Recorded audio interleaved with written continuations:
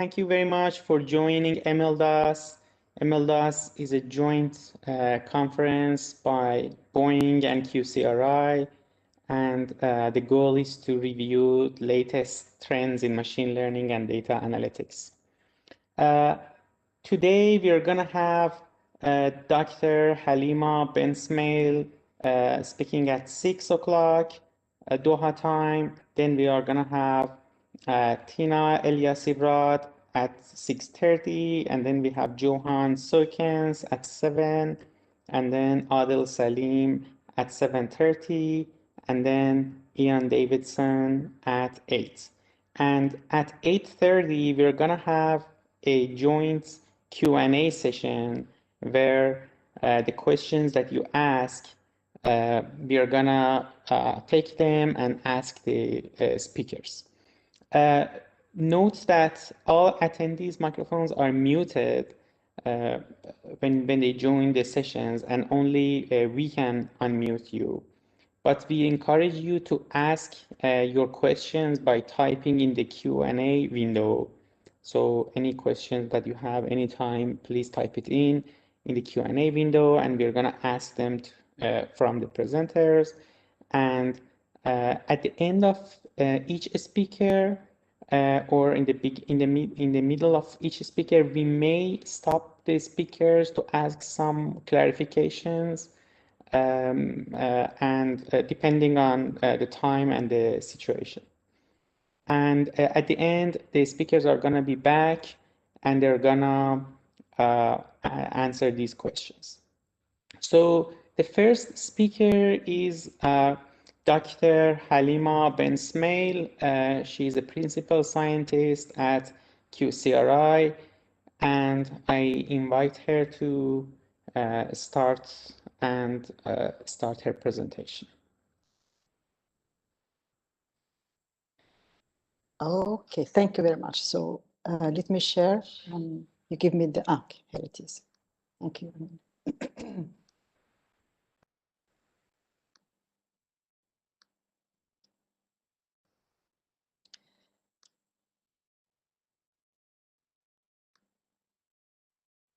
It's okay. Okay, thank you very much for giving me the opportunity to give a presentation about modern RNA-seq. So a big thanks to Sanjay, Dragos, Amin, Lawrence, and all the other people who are working behind the scene to make this workshop successful. So today I will be just discussing, even though we have 30-minute presentation, I speak fast. So please, if there is anything that is not clear, to ask me a question, either during the talk or after. So today I will be talking about somehow an idea about how to model RNA-seq data for dissect information of aberrant gene for Mendelian disease. So the idea about where the idea comes from. So I will go a little bit on the motivation behind this work. Then I will talk about capturing the covariation for this type of data, and then an algorithm that we call Outlier for modeling RNA-seq data to be able to detect this aberrant gene, and at the end conclude with some result. So the idea of you will ask me why I'm discussing this. This was something that was discussed recently during the past 2 to 3 years with some of my colleagues at CIDRA, who are working in, trying to understand Mendelian disease and the gene that are very important to dissect these disorders. So as you know, Mendelian disorder, they are genetic disorder that stem from mutation in single gene, and they can hence be inherited according to Mendel law. That's why it's called Mendelian disorder. So in many patients that might be suffering from this type of disorder, pathogenic variant cannot be identified from genome or exome. What does it mean? It means that up until now, there is no clear pathogenic variant that can be dissected for the majority of individuals that suffer from disease by using the whole exome sequencing or methodology or technology and the whole genome technology. The cause, it is because the pathogenic variant, they are regulatory, so they are not connected to coding.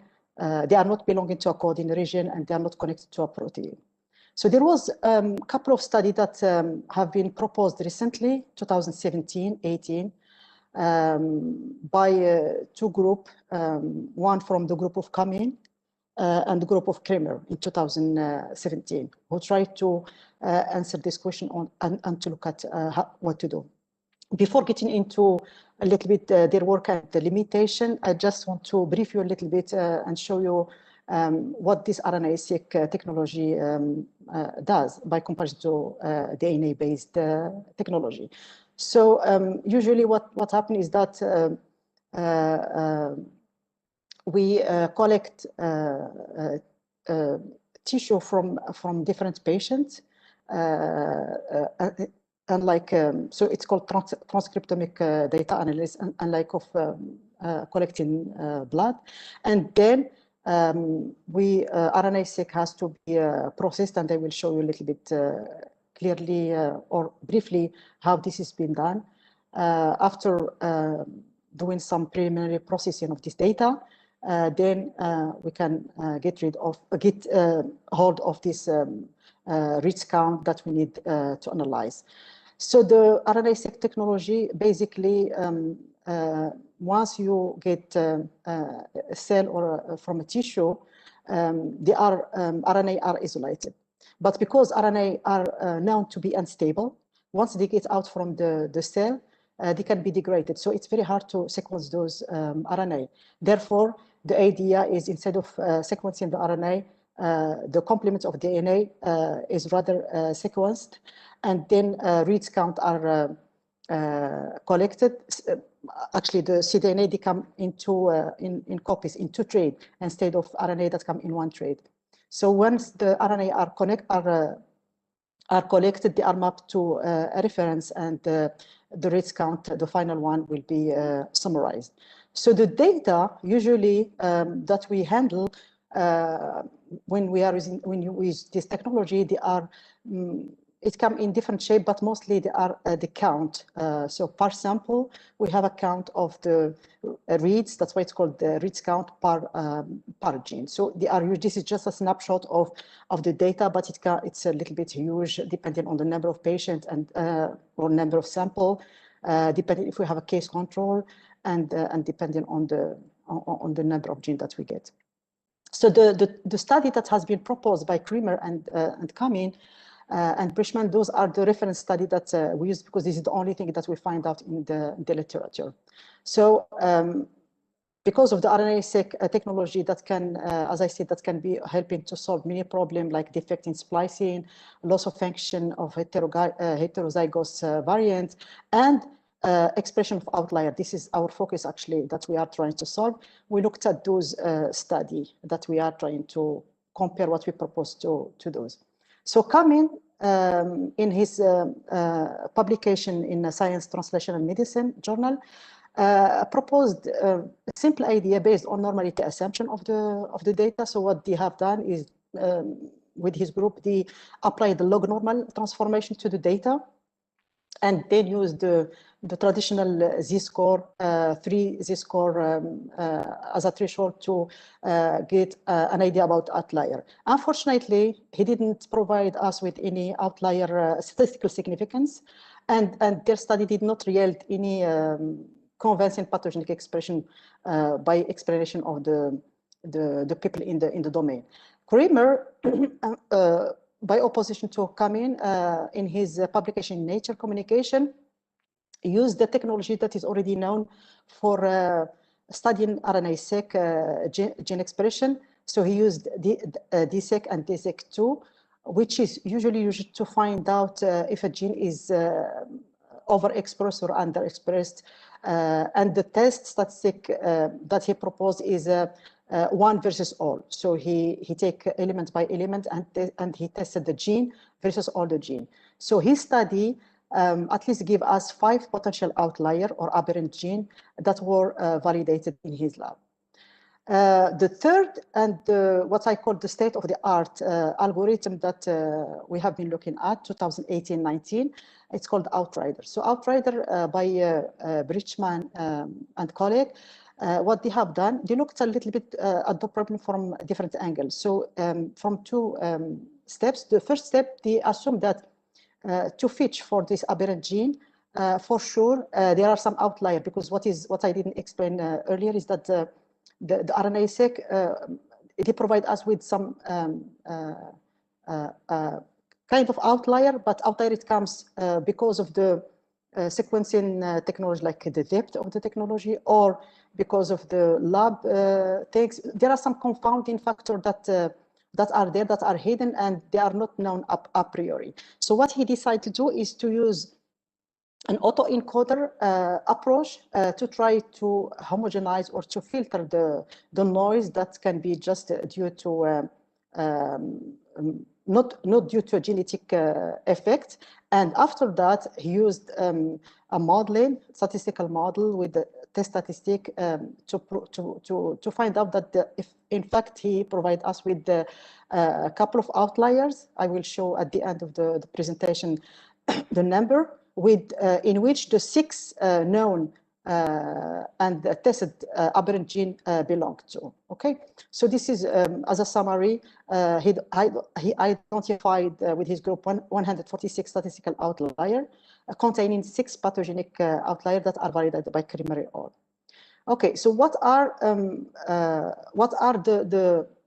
the limitation of outrider, because this is what we are thinking that is a state of the art. So it relies on a considerable number of samples. So we have tested that. My student, I will mention his name, and the people who were helpful in doing this work, in making it successful.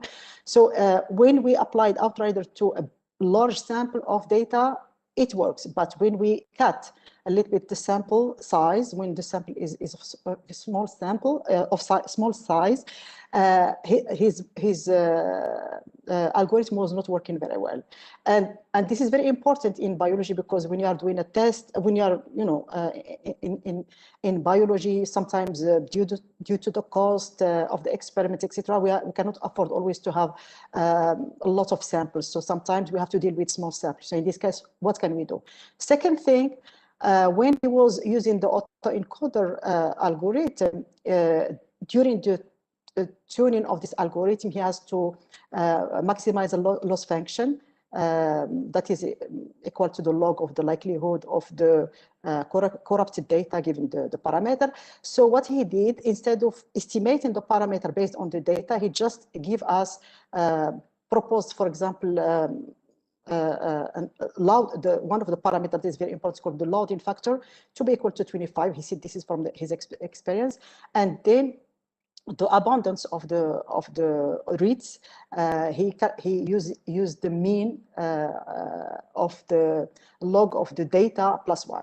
The third limitation is that using autoencoder to detect outlier was, from our experience, was very time consuming, because it has to go through input, having an input data, then you have to inject outlier, and then you have to what we call corrupted, to have a corrupted data, and then you have to process that, and with this loss function that is very complicated, it was time consuming. So this is where the idea of looking at the problem from different angle was initiated. Second, so one of the things that I mentioned earlier, I will check my time all the time, so you have to run. So one of the things that we have seen earlier is that people use normality assumption for the count data, I mean by applying the logarithm, which is not always the case. Or in one of the 3 algorithms, they use also the Poisson distribution as a modeling for the count. Poisson is a good way, but the Poisson has only one parameter that captures the mean. But what is known about RNA-seq data is that when the mean increase, the variance, the variability in the data also increase. So there is a clear relationship between the mean and the variance when we are looking at the RNA-seq data. Therefore, the idea of using a negative binomial distribution come to us as one way to model this data. Why? Because the negative binomial distribution, it is known to have two parameters, to depend on two parameters.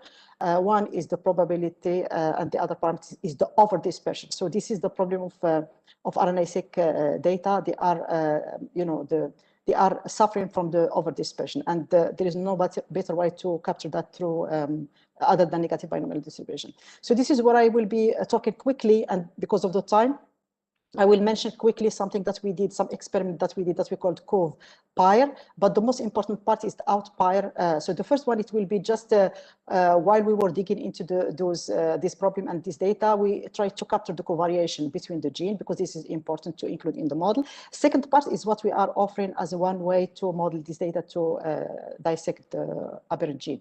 So the first one, and they will quickly go through this fast. So the first one, we said, okay, to capture this covariation between the gene, one way to do that is using, for example, Poisson distribution instead of a negative binomial distribution, because the Poisson distribution, it's a mixture of, it can be written as a mixture of log normal and Poisson. So YI here, YIG here are the real count that we are provided with, and eta is the log of the abundance of the read count that we are estimating, because there is something that we are that is unknown, the real abundance, and the YIG is what we have, and we are trying to estimate the abundance, the real one. So to capture the covariation, we assume that this eta has a normal distribution with mean, mu, and sigma. So the covariation will be captured by the inverse of the covariance matrix that we called A in this situation. So here we have to estimate this covariation, this matrix, and I'll tell you quickly how we approach that. Don't be scared about this equation. So I will just mention a little bit the idea behind it. So to estimate mu and sigma, mu, it's not a big deal, the mean, but the sigma of that is summarizing the covariation, it needs to be estimated clearly, and it gives us some problem. So to do that, we calculate the marginal likelihood function, and from there we can do some kind of optimization algorithm to estimate those parameters. The marginal likelihood, it turned to be a little bit complicated. It's an integration of the posterior distribution of the data times the prior distribution of the eta. So this is a product of Poisson distribution and a normal distribution here. So when we try to integrate this quantity, it is very complicated a little bit. So the trick that we use here is that we approach this integration using the Laplace approximation, which means that any integration, the integration of any function that is that belongs to the definitely positive, defined positively, is equal to, or approximately equal to, the constant times the Hessian of that of the function times the exponential of that function. So this is the trick that we used here. And by using this analogy, we approximated a little bit the likelihood, or the marginal likelihood of mu and sigma. Since A is usually very large, I mean the inverse of the covariance matrix. You remember when you have like million by million gene, so to inverse this covariance matrix, you have it's a big thing, and there were a lot of things that has been proposed in the literature that help us to estimate the inverse of covariance matrix, like G-lasso, etc. So that's why what we did, we penalized a little bit this covariance matrix to be able to have something very fast and efficient. So at the end, we end up by solving this optimization algorithm using the alternating method of multiplier. And we used one of our paper that was published, I think, in 2016 in one of computer science things. So it turned to be straightforward. It's time consuming, but the code was there. Okay.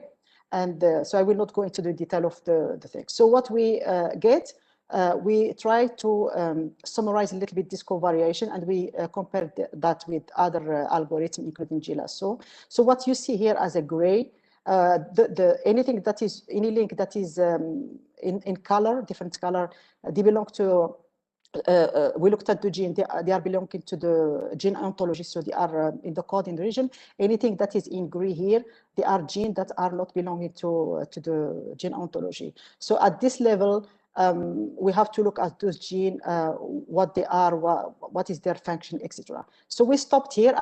This is capturing for us the covariation, okay? Second, and probably I have 10 minutes left, that's good.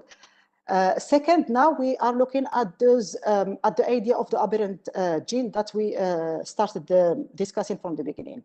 So this is where we looked at the problem from a different angle in a simple way instead of using all these optimization things. I had the pleasure to discuss with Amin. Thank you, Amin. You know, given his expertise in machine learning and artificial intelligence, and then he threw to me something like about why don't you use singular value decomposer, SVD? This I said, okay, that will be for outlier detection. So we tried that with my PhD student, and it apparently turned to be a very good idea with the modeling part that I will explain. So as you know, SVD, singular value decomposition, has been used as a data reduction algorithm like principal component analysis, etc., etc., particularly as an outlier detection methodology. So the idea is that any matrix that is either symmetric or rectangular, we can always write it as the product of as an orthogonal matrix times diagonal times transpose of another orthogonal matrix. That's the idea. And how we use that to detect outlier, the diagonal matrix summarize the eigenvalue data that are ranked from the top to from the largest to the smallest. So the idea is that this matrix, if we look at the top one, those will summarize the signal, and the one on the bottom will summarize the noise. The idea is that what is the threshold? Where should we cut? And what is the threshold to stop or to choose the eigenvalue? We looked around a little bit, and one of the approach that has been used in like movie rating, etc., is that we can try to calculate the cumulative eigenvalue, for example, to be able to use that as a explanation of the total variance explained by this eigenvalue decomposition. What does it mean? It means that I take the first eigenvalue here, the largest one, then if I take the second one, sigma 1 plus sigma 2, I divide by the total sum of the eigenvalue. This will give me some kind of the cumulative energy or the cumulative variance, will give me some kind of percentage of the data that that are reliable to use. So I saw this idea, but it was not really for me very easy to use, because shall I stop at 60% explanation, or shall I stop at 80%, etc. So it was not a clear cut for me. The second thing that I looked a little bit, there was a paper by, let me see if I put his name here, by Gavish and Donoho in 2015, the optimal hard threshold for singular value decomposition. This paper summarized a very nice idea, which is like if you have a data that you need, that you think that is corrupted, so x equal x tilde plus gamma times noise. So when you try to look at their eigenvalue of the data and the eigenvalue of the matrix that is that summarize the noise, we after choosing a threshold, we know that at a certain point the signal and the noise, the signal from the data, or the eigenvalue from the data and the eigenvalue of the noise, they are overlapping, and this difference get smaller. So this is what helped us a little bit to clearly cut the number of eigenvalue that we will keep using this tau. So the tau that was proposed by Gavish is just a formula that is proportional to the median of all the eigenvalue that are provided there. The only complicated part is that we have to calculate the omega, which is depend on this integration, but fortunately it was not that hard to do. So these give us an idea about where we shall cut our eigenvalue, and for this type of for our data, we the number of eigenvalue that we stopped at was 33 in this situation. Okay, so I'm good on time. So this is what we used here. Oh, okay. Now, once we process this data and get rid of the outlier, we went to the modeling part that will help us to get access to the aberrant gene. So as I said, we use the negative binomial modeling to this data, just due to the fact that the negative binomial distribution capture, it has two parameters that capture the over dispersion and the mean abundance. For if we assume that G summarizes the number of gene, I summarize the number of sample, then the real data or the real abundance are assumed to have a negative binomial distribution with mean mu and probability P. So the algorithm that we are trying to prove, that we put together, is a Bayesian approach instead of using the deterministic approach, because Bayesian usually it helps us to get an idea about the uncertainty. So once you estimate all those parameters, you can estimate also the uncertainty. What's the probability that comes with that? Okay. So using this approach, if you are familiar with the Bayesian thinking, so for each parameter that we are using in this situation, the probability and the over dispersion, P, since the P is a probability, so a better distribution that we can fit to this probability is a beta distribution. We can fit any other distribution, it doesn't matter. For the over dispersion, we fit a gamma, because gamma it's always fit to any positive variable. Beta is a distribution that we can fit for any probability.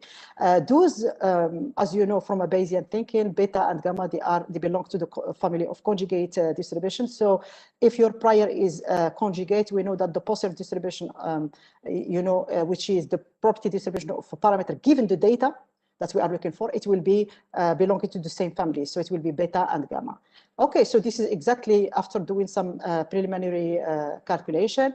We calculate the positive distribution of the parameter probability P and the over dispersion that are beta and gamma, just with some two parameters that are updated from the data. What helped us to update those parameters is the Chinese restaurant distribution that is known for to be mixed with the negative binomial distribution. Okay, so using this approach, now we end up by calculating the significance of the p-value. I mean, related to test if one gene is an aberrant or not. Okay, so to do that, we calculated the predictive posterior p-value that are a function or that depend on the cumulative distribution function, for which we injected the estimation of the posterior distribution of the probability and the P and R of dispersion. So the p-value in this case, Pig, so for each gene, for each sample, the p-value is equal to 2 times the minimum of this cumulative function, this one.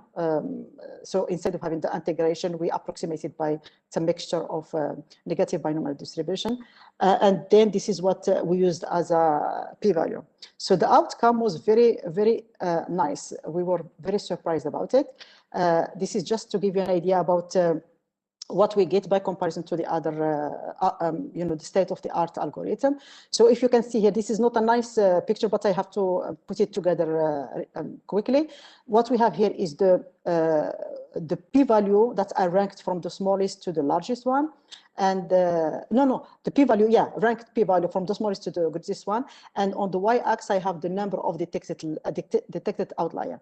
So if you can see, red is our algorithm, green is our algorithm, just with some modification that is based on accelerating the Markov chain Monte Carlo that we used on the Bayesian, and the third one is the outrider. So we outperform outrider. So it means that for us, our algorithm out of around 110 ranked p-value, we find the 6 aberrant gene.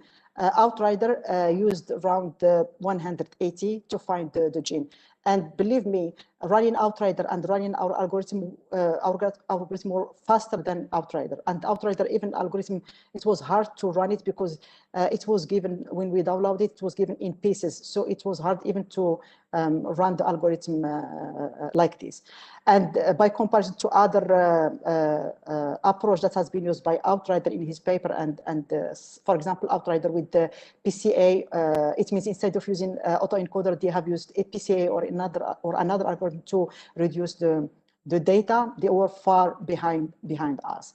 The last part is looking at the Venn diagram that summarizes a little bit all those outliers. So this is a Venn diagram that gives us a comparative look at the outcome from Outrider, the ground truth that has been validated by Kramer in his lab, and our two algorithms. So you can see that the 6 aberrant genes are captured by, we are competing actually with the state-of-the-art Outrider with the ground truth 6, and all the other things that are not belonging into the intersection. They are other outliers that they are not coming from the lab noise or something, but they are related to some gene. It can be related to including, for example, the gender, because sometimes when you are collecting the data, you include the one gender like male, female. There are something that is also related to biopsy when you are collecting the cell, etc.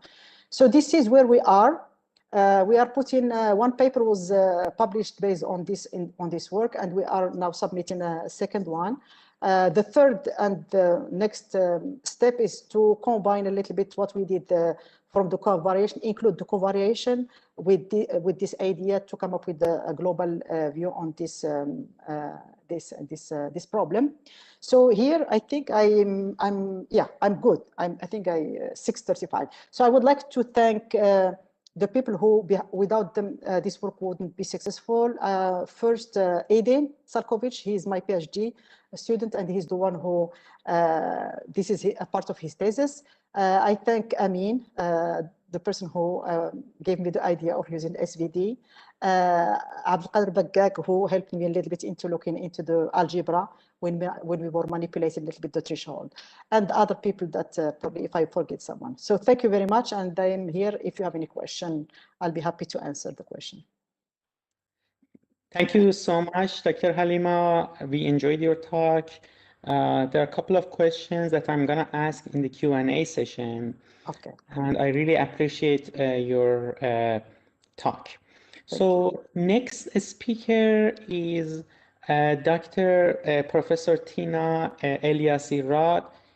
She's a professor of computer science at Northeastern University.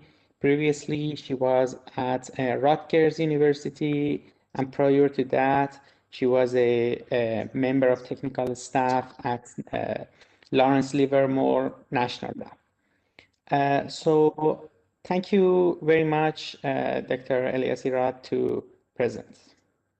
Thank you very much, Amin, and thank you, Sanjay and Dragos, for inviting me. So this work is supported by 2 National Science Foundation grants and an Army Research Lab grant, and it's the mastermind of my PhD student, Leo Torres, who is brilliant and who is finishing this year and is joining Max Planck Institute for Mathematics and Sciences to work with Jürgen Joost as a postdoc. And the papers that I'm going to talk about are these 2 that were published in the Journal of Applied Network Science and in Journal of Complex Networks. And it's with our collaborators, Pablo Suarez Serrato, who's at UNAM in Mexico City, and Kevin Chan at the Army Research Lab. So when Leo started about 5 years ago, he came to my office and he asked, well, are there concepts from geometry and topology that we can borrow and apply them for mining and learning from complex networks? As it was mentioned, I am a core faculty at the Network Science Institute at Northeastern University. For those of you who don't know what network science is, it's an interdisciplinary field where you're interested in phenomena, whether it's physical, technical, or social, or biological, and you're going to represent it as a complex network. So you have nodes and you have links, and those nodes and links form a complex network. So, for example, the Facebook friendship network is a complex network. And what you do in network science is that you build descriptive and predictive models of that phenomena to try to explain it or predict what's going to happen next. So that was the question that Leo came to my office with. And so we tried to look at geometry and topology in terms of two concepts that are at the core of machine learning. One is distances. Whether you're working on graphs or not, distances is a core concept in machine learning. And unfortunately, it's not very well defined because the flip side of distance is similarity, and similarity is in the eye of the beholder. But we wanted to see if we can find principal ways of deciding how close two complex networks were. And the other one is embedding. I'm sure you've heard a lot about graph embedding, this notion that I want to map my nodes into this lower dimensional space. I can also map my whole graph, edges or subgraphs. And actually, we had done some pioneering work in terms of role discovery, which was vectorizing the nodes in a lower dimensional space. So anyway, we were looking at these two issues. So the first part of the talk, and that's the lion's share of the talk, is about graph distances. And what I'm going to tell you is this concept from topology called the length spectrum. Then we're going to do a short detour into the non-backtracking matrix. And then I'm going to introduce our distance measure, the non-backtracking distance, and give you some properties and some examples. And given that this is a video conference, I know that we quickly can doze off, so I'm going to give you the spoiler up front. So what we're going to borrow from mathematics is that this concept of length spectrum, which says that if you give me an unweighted graph, and if I shave it down to its two core, that two core uniquely identifies that unweighted graph up to isomorphism. So at this point, you should think, oh my God, the length spectrum must be an infinite mathematical construct to be able to uniquely identify the two core of an unweighted graph up to isomorphism, and you would be right. And for those of you who don't know what a two core of a graph is, it's a maximal subgraph where every node in that subgraph has degree at least 2. Or you can think of it as you get a graph and you shave down its dangling edges. From networks, you're going to see that the eigenvalues of the non-backtracking matrix track important descriptors of a complex network, such as its degree distribution and triangles. And then from machine learning, you'll see that the eigenvalues of the non-backtracking matrix are a great way of measuring distance. So let's start with a length spectrum. What is this thing? So as I said, you take a graph, you shave it down to its two core. The reason you have to shave it down to its two core is because the length spectrum comes from topology, and topology is interested in cycles and holes. And so those dangling edges are not helping you at all. So you take a graph, you shave it down to its two core, and we're saying that that is uniquely identifies the graph up to isomorphism. We were inspired by work that Constantine and Lafont did in a 2018 paper that was published in Journal of Topology and Analysis, where they showed that there are sufficient conditions for the isometry of two one-dimensional metric spaces, and that isometry induces isomorphism. So they weren't working on graphs, they were just working on one-dimensional metric spaces, and a lot of our time with Leo was spent in figuring out how we can take the results from Constantine and Lafont and apply it to graphs. So what is this length spectrum and how can I construct it? So I give you a graph G, which has vertices V and edges E, and you pick a node V. This node V is called the base point. And what you do is you consider the set of all closed walks that start and end at your base point.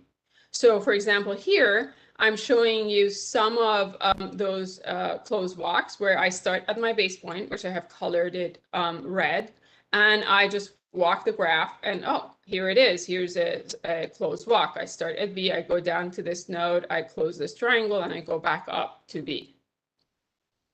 Now, one thing that I can do is I can group these closed walks into what is called equivalence classes. by saying that two closed walks are equivalent if they only differ by their tree-like parts that don't go through the base point. The base point is important for now. So I can group closed walks, for example, this one and this one, because the only part that they differ is this tree-like part, and this dangling edge does not go through the base point. And by doing this, now I can create these equivalent classes. So I had the graph, I randomly picked the node as a base point. I found the set of all closed walks that started and ended at that base point. And now I'm grouping them. I'm trying to bring some order by grouping them into these equivalent classes. Then what I do is for each equivalent class, I retain the shortest closed walk, and I'm going to call that the representative of that equivalent class. That's easy, right? I just count the edges to find out which one is the shortest closed walk. And then the fundamental group then is this set of these representatives for the graph G given the base point that you picked. So far, all of these ideas actually come from topology. So the fundamental group, equivalence class, etc. Now, of course, I come from graph mining and machine learning on big graphs. So clearly, I do not want to do this for every node in the graph. Right? If I'm operating on, let's say, the Facebook graph, which has like 2.7 billion people, 2.7 billion nodes, I do not want to do this exercise for 2.7 billion nodes. So what I'm going to do is what computer scientists do all the time, which is bastardize this idea. So what I'm going to say is my equivalent class is one in which the closed walks differ by just their tree-like parts. And I'm going to get rid of the condition that, oh, you had to go through the base point. And by getting rid of the base point condition, then I don't have to go through every node to find all the sets of closed walks. And basically what I'm looking at are the non-backtracking cycles of a graph by bastardizing it and saying, I don't care about base points. So now, what is this length spectrum? Back to the length spectrum. It's a function that takes a closed walk and measures the length of its shaved version. The shaved version meaning get rid of the dangling edges. Again, topology, you're interested in cycles and poles. So here, for example, for this closed walk, when I give this closed walk to the length spectrum function, it gives me 3, because that is the length of the walk when I cut the dangling edges, when I shave it. The same with this one, the same with this one, and the same with this one. So now I have turned the problem to, can we measure distance between two graphs with the length spectrum? So now my problem has changed to, okay, Tina, you have this graph. Can you actually compute this length spectrum? Remember, it is an infinite mathematical construct. And so I bastardized it already.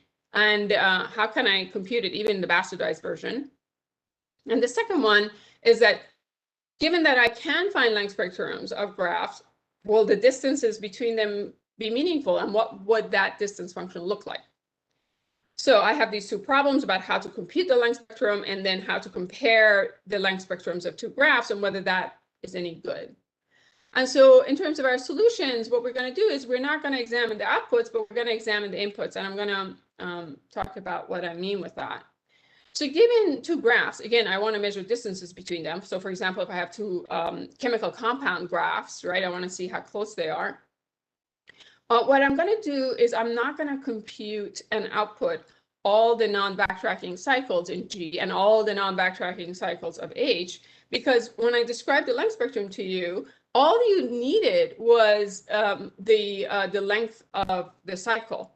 So instead of actually outputting each of these structures, all I want is a count of, for example, triangles in the graph, right? So cycles of length 3, cycles, non-backtracking cycles of length 4, non-backtracking cycles of length 5, and so on and so forth.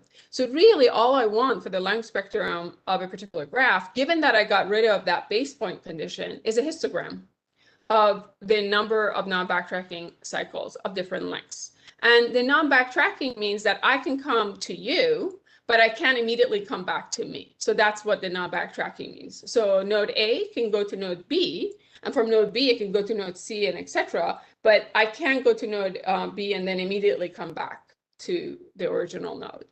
Later in the walk, I can do that trace, but it's not an immediate backtrack. Okay, so now my problem in terms of finding these graph distances is to just find these histograms and compare the histograms. So now let's look at the height of these bars. The height of these bars are just a number of non-backtracking cycles of different lengths. And what I'm going to show you is that you can compute these really quickly by using the non-backtracking matrix. Now, for any of you who have worked on graphs, you're very familiar with the adjacency matrix, right? An n by n symmetric matrix. It could be binary or it could be weighted, depending on if I is friend with j. If it's binary, it would be 1. If it's weighted, it's like number of times I call j. You're familiar with the Laplacian matrix. A lot of you have used Laplacian matrix in terms of spectral clustering, but perhaps not the non-backtracking matrix. So the non-backtracking matrix is a 2m by 2m matrix. Maybe this is why you haven't heard about it. So basically, m is the number of edges, and you have, for every edge and every direction of that edge, you have a row and you have a column. And this matrix, as you can expect, is very, very sparse. It is binary, so the entries are 0 and 1. And you are going to have a 1 if you can go from a node here, for example, a red node, to a blue node, then to a yellow node. If this occurs, if this path occurs in your graph, then you're going to have a 1 in your non-backtracking matrix. Otherwise, you're going to have zeros in it. And in fact, this non-backtracking matrix is the unnormalized transition matrix of a random walker that cannot immediately backtrack. And again, by non-backtracking, I mean red can go to blue, but it can't immediately go back to red. Okay, so let's look at this non-backtracking matrix and see if we can make any sense of it.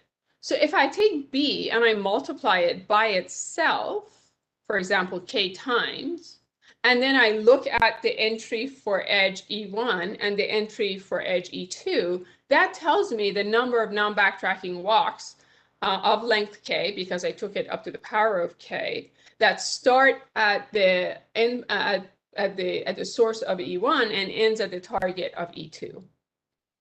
Okay, this seems reasonable. For those of you who know about the CATS measure, for example, right, you take the adjacency matrix and you multiply it by itself. So now if I take B, the non-backtracking matrix, and I multiply it up to k, so I take it to the power of k, and then I sum all the diagonal entries, that is, the row is EI and the column is EI, that tells me the number of non-backtracking cycles of length k, which is what I wanted. Now, of course, I don't want to take this big matrix B and multiply it by itself k times. But if I look at this, what I'm doing is I'm summing the diagonal entries of this matrix. That is the trace of the matrix. Voila. So now I can compute the trace of the matrix by just computing the eigenvalues of B. So to find the number of non-backtracking cycles of length k, all I need to do is to compute the eigenvalues of this non-backtracking matrix B. So all I have to do is do the eigen decomposition for this matrix B. And if I have that, then I have the numbers that I wanted to make this histogram, where the number of triangles in graph G is just the trace of the non-backtracking matrix of G to the power of 3, but I don't need to do that. All I need to do is find the eigenvalues of B, right? So now that I know this, all I need to do is, given two graphs, what I need to do is find the cumulative density functions with respect to their spectral densities of, for example, the R largest eigenvalues, because I do not, repeat, do not want to find all the eigenvalues of the matrix B. I don't need to, for one. Now, one of the questions is, okay, now you have R, this hyperparameter, and how are you going to find that? And there's some really nice work in terms of the choice for R, where you set R to the number of eigenvalues whose magnitude is larger than the square root of lambda 1, where lambda 1 here is the largest eigenvalue of the non-backtracking matrix. And details of that is in the paper. Now, one of the things that you need to consider is that this matrix B is not symmetric, and so I will have values that have eigenvalues that are both real and imaginary, and we'll talk about that. Now, then the non-backtracking distance for me, then it's very simple. It's just the Earth mover distance between the cumulative density functions of the spectral densities of G and H. That's as simple as that. So in terms of computing the non-backtracking distance, all I need to do is I need to get two graphs from you. You can give me R in terms of the number of eigenvalues that you want me to compute from the non-backtracking matrix, or I can use the equation that I have, which is pick the number of eigenvalues whose magnitude is greater than square root of lambda 1. Then I take your graphs, I shave them down to their two core, I compute the non-backtracking matrix, and then I compute the R eigenvalues of each one, and then I measure the Earth mover distance between them. Now, this, the runtime complexity of computing B is the one that can take time. And this is order M, number of edges, plus N, number of nodes, plus K squared. And that is the second moment of the degree distribution. This K squared is the second moment of the degree distribution. Now, if you give me your graph in an adjacency list form, then I can even shrink this, this runtime a little bit. So now, what are some of the properties of this non-backtracking distance? When we got money from the National Science Foundation, they wanted us to look at graph distances that are metrics. It's good to have a distance function that's a metric. Lots of work has been done on it. And unfortunately, our non-backtracking distance is not a metric, but it's not because it doesn't satisfy the triangle inequality. In fact, it does satisfy the triangle inequality. What is happening is that it doesn't satisfy the identity of indiscernibles, which is I have two graphs and their distances, their non-backtracking distance could be 0, but the two graphs are not identical. So why is that? That's because of co-spectrality. So the way that we are computing that histogram, the number of non-backtracking cycles of length 3, 4, 5, 6, whatever, we're doing the spectra. We're computing the spectra of the non-backtracking matrix. And so you can hit this co-spectrality issue. And the co-spectrality issue, where two graphs have the same spectra, but they are different, is not just unique. This issue is not just unique to the non-backtracking matrix. It also applies to the adjacency matrix and to the Laplacian matrix. Here I'm showing you the two smallest co-spectral graphs with respect to the non-backtracking matrix. Now, co-spectrality is interesting. Almost all trees are co-spectral. There is an open problem in terms of how many graphs are co-spectral. But there is a conjecture that as my graphs get bigger and bigger, it's unlikely that they will have a co-spectral partner. That is, if I take the 2.7 billion node friendship graph of Facebook and I compute its spectra, it's unlikely that there's another graph out there who's going to have the exact same spectra, and it's going to be different than the Facebook graph. But this is a conjecture. It has not been proven.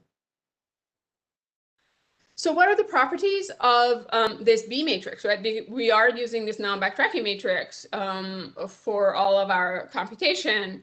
One of the things which is interesting is to look at hubs, right? So whenever you're looking at complex networks, there is this process of preferential attachment where people want to attach themselves to stars, to people who are very well known.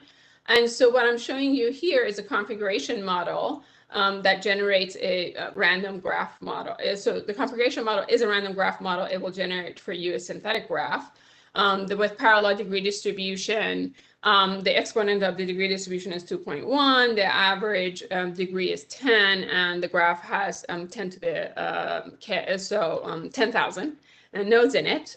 And what I'm showing you here is the real and imaginary parts of the eigenvalues of the non-backtracking matrix of this graph. And what happens is that as you get fewer and fewer hubs, your imaginary part goes away, which actually kind of makes sense, right? So as you get rid of your Beyoncés, your imaginary part, as you get rid of your unicorns, your Beyoncés, your imaginary part go away. The other one is triangles. So if you think about social networks and many other kinds of complex networks, the two processes are preferential attachment, so hubs, and triangles. So friends of friend is a friend. And so here I'm going to show you, as we get more and more triangles, what happens to this nice circle that we have of the eigenvalues. And so here I'm showing you an Erdős-Rényi random graph, again, 10,000 nodes, average degree of 10, and the exponent of the degree distribution being 2.1. And as I get more and more graphs, what happens is that this nice circle around the unit disappears. And this is results that others observed as well on the non-backtracking matrix. So we looked at lots of different graphs, both synthetic graphs. So here you're seeing synthetic graphs. So Barabási-Albert, Kronecker model, Erdős-Rényi, hyperbolic, Kronecker, Watt-Sograts, and then lots of different real-world networks, from online social networks to co-authorships. We separate co-authorships from online social networks because co-authorships are projected bipartite networks. They're different than like a naturally occurring unipartite graph. Peer-to-peer file sharing in autonomous systems. So the first thing you do is just a sanity check. So if I were to randomly rewire edges while maintaining the degree distribution, what happens to this non-backtracking distance? And we see that the distance increases. That makes sense, right? So as I randomly rewire the edges, I would expect that the new graph would be different than my original graph. Then we looked at clustering. So here, what I'm showing you is the real and imaginary eigenvalues, the real and imaginary parts of eigenvalues of different graphs. These are graphs that we generated. And we picked R to be 200. So I'm looking at 200 eigenvalues. And these are 50 graphs per model. And one of the things which is interesting here is you see that there are parts of this eigenvalue space that are totally empty. That is, we do not have random graph models that fill those spaces, which is interesting by itself. Then we gave the data you're seeing on the left to UMAP, so the Uniform Manifold Approximation and Projection, which is a very popular nonlinear dimensionality reduction now. And we see the first component and the second component of what UMAP produces. And we did this to see how well we are able to separate the graphs based on the eigenvalues of the non-backtracking matrix. And we do very well. Here, each dot is a graph. And what the mistakes that are made are in terms of Barabási-Albert, Kronecker, and configuration model, where they're all basically generating preferential attachment graphs. And so, it makes sense that the model would make some mistakes there. But by and large, it is able to nicely separate the various graphs from the different graph models. We also looked at heat maps here, in terms of what is similar to what. So here, distances. So on the diagonal, you're seeing distance of 0. Obviously, the distance of a graph to itself should be 0. We see that the social graphs are very similar to each other. That doesn't really apply for the co-authorship graphs. We see peer-to-peer networks being very similar to each other. That doesn't really apply as much to autonomous systems, and so on and so forth. We also looked at spectral clustering. So, if you're doing machine learning or data mining, you have to compare with other methods. So we have our method where we automatically pick the hyperparameter in terms of the number of eigenvalues. We also picked 300 for the number of eigenvalues. We looked at this work in terms of graphlet correlation distance, where you look at graphlets from the different graphs and you try to find correlations between them. We looked at the top 300 eigenvalues of the Laplacian matrix. We looked at ESCAPE, which is a paper that was published in the World Wide Web Conference, where it's doing motif counting. And then we also looked at this Schieber distance, where they look at distribution of shortest paths between each pair of nodes. And so here, what I'm showing you, this is similar to a precision recall curve, where homogeneity is like precision and completeness is like recall. These gray lines is called the V measure, which are similar to the F1 score. And so this is this gray dot is the V1 measure of, or the V measure of 0.85, just like the F1 measure, higher is better. 1 is the best one that you can get. And you see that our method is up here in terms of when you automatically pick the number of eigenvalues to look at, you see that escape is not here. The reason it being is that escape fell below 0.5, so that's why it's not included here. So this is just to say that our method is outperforming the other methods, where they are also looking at structures from the graphs, right? We're looking at non-backtracking cycles. These guys are looking at motifs. These guys are looking at shortest paths, etc. Obviously, we cannot emphasize compare with everybody and their mother's graph distance measure, right? Because everybody and their mother has at least 10 graph distance measure. Including, like, for example, I have some graph distance measures that we didn't compare with because it didn't make sense. It was not in the same category. So just to summarize, the non-backtracking eigenvalues of the non-backtracking matrix are really nice. They're a nice approximation to the length spectrum. The length spectrum has really good math behind it. And it's a great way of measuring distances. You can read more details from the paper there and the code there. And in my last 2 minutes, I wanted to say just one thing about embedding. Everybody and their mother also has an embedding method for graphs, whether you're embedding the nodes in this lower dimensional space. It could be a Euclidean space, it could be a hyperbolic space, or edges or subgraphs or the entire graph. Again, Leo was like, can we look at something in terms of geometry to do a better job?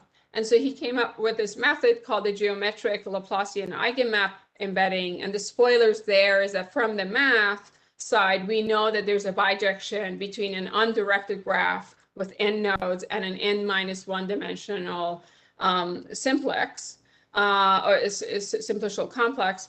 And then we have networks where we can, from the network side, we know that we can encode the graph structure in geometric terms in terms of the simplex geometry of the Laplacian.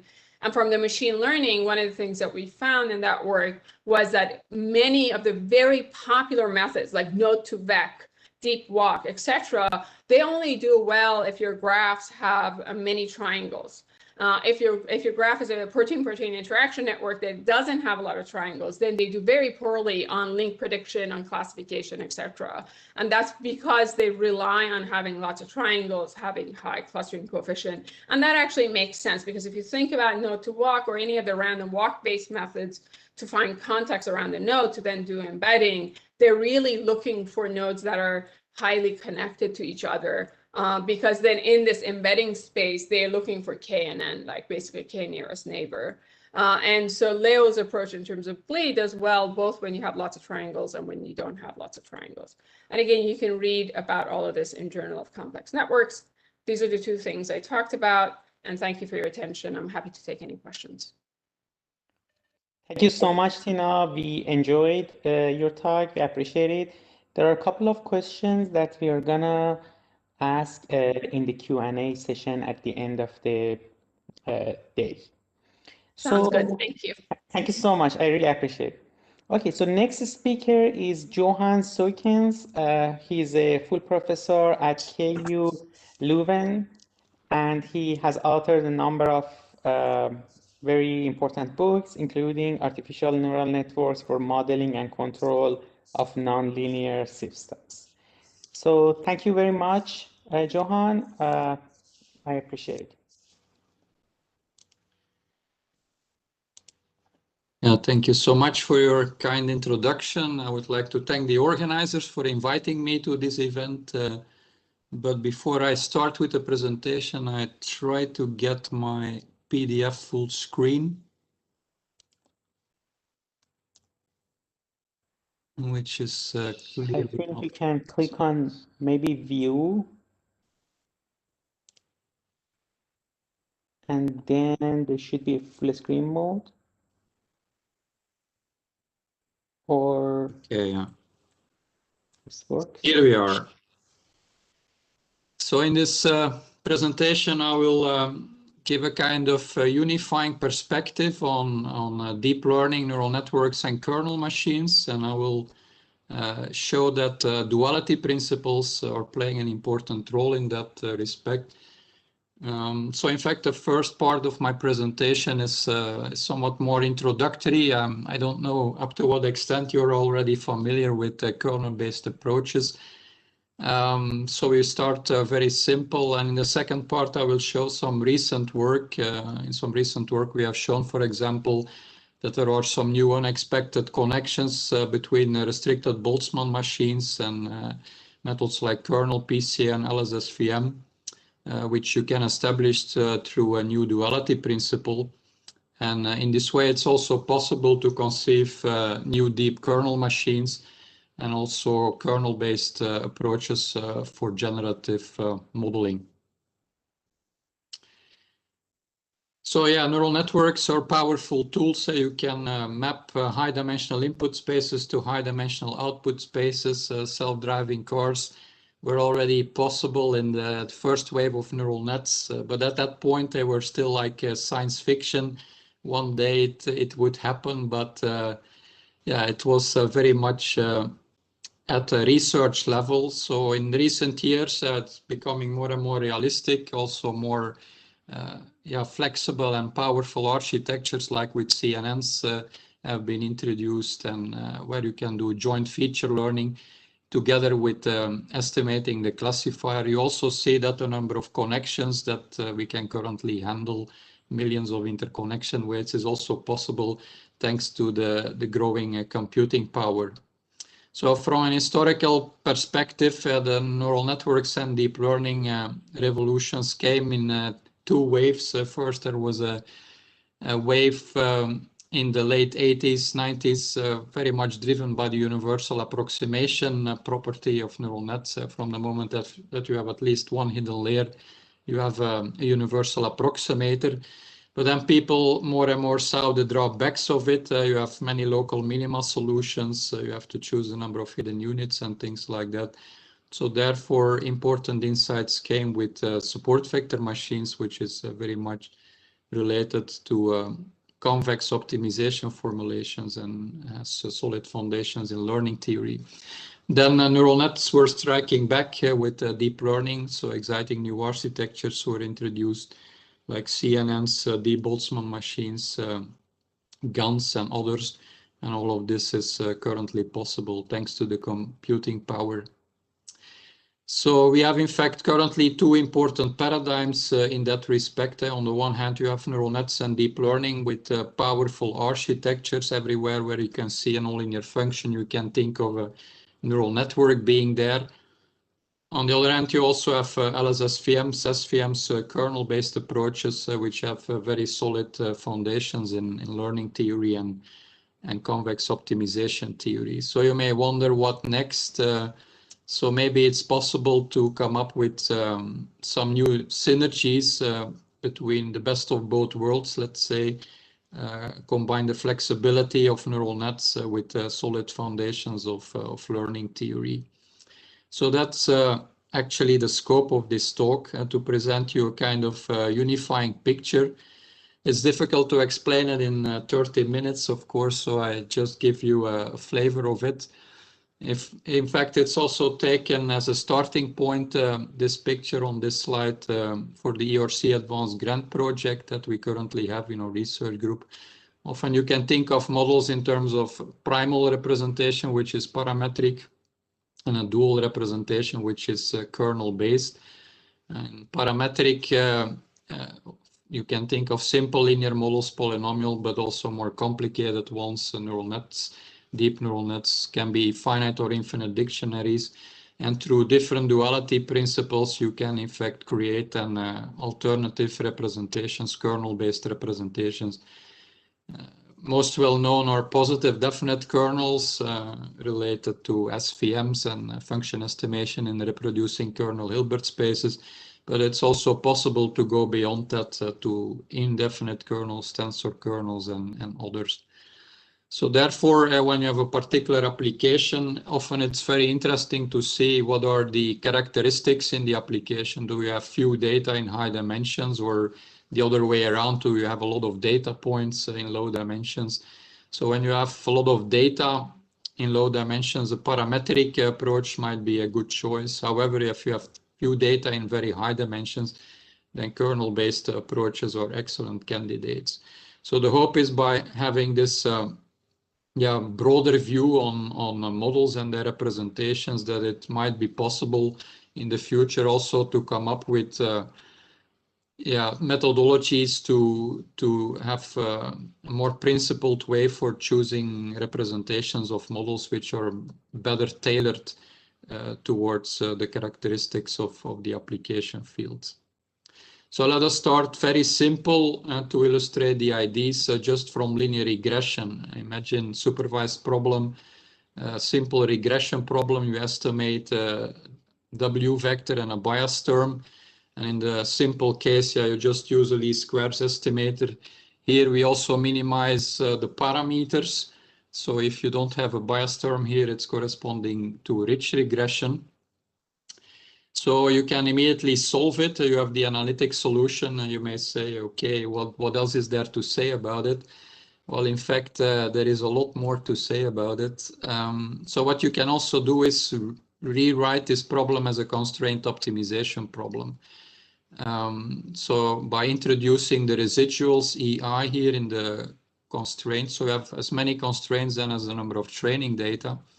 So as you know, you can consider then a Lagrange and take the conditions for optimality and then write the problem in a dual form and write the solution in terms of the Lagrange multipliers. So you see here omega is then the kernel matrix where the ijth element of that kernel matrix is nothing else but the inner product between two input vectors. So you see that, you started from an original model and it's a representation with a W vector and B, but you can also have then an alternative representation, which we typically call then the dual representation of that model, which is in the dual variables, the Lagrange multipliers related to those constraints. You see, you have here also strong duality in this case, so the solutions to both problems are the same. But you have different number of unknowns in the primal versus the dual. So in the primal, it's the dimension of the input space plus 1, and in the dual, it's equal to the number of training data. So the size of that kernel matrix is independent of the dimension of your input space. So even for a linear system, you already have immediately the choice when you have, for example, a data matrix like this with a lot of training data. Let's fix the IDs, capital N 1,000,000 and D, for example, 100. Then it's not very smart to solve it in the dual because your kernel matrix would be 1,000,000 by 1,000,000, while solving in the primal is immediate.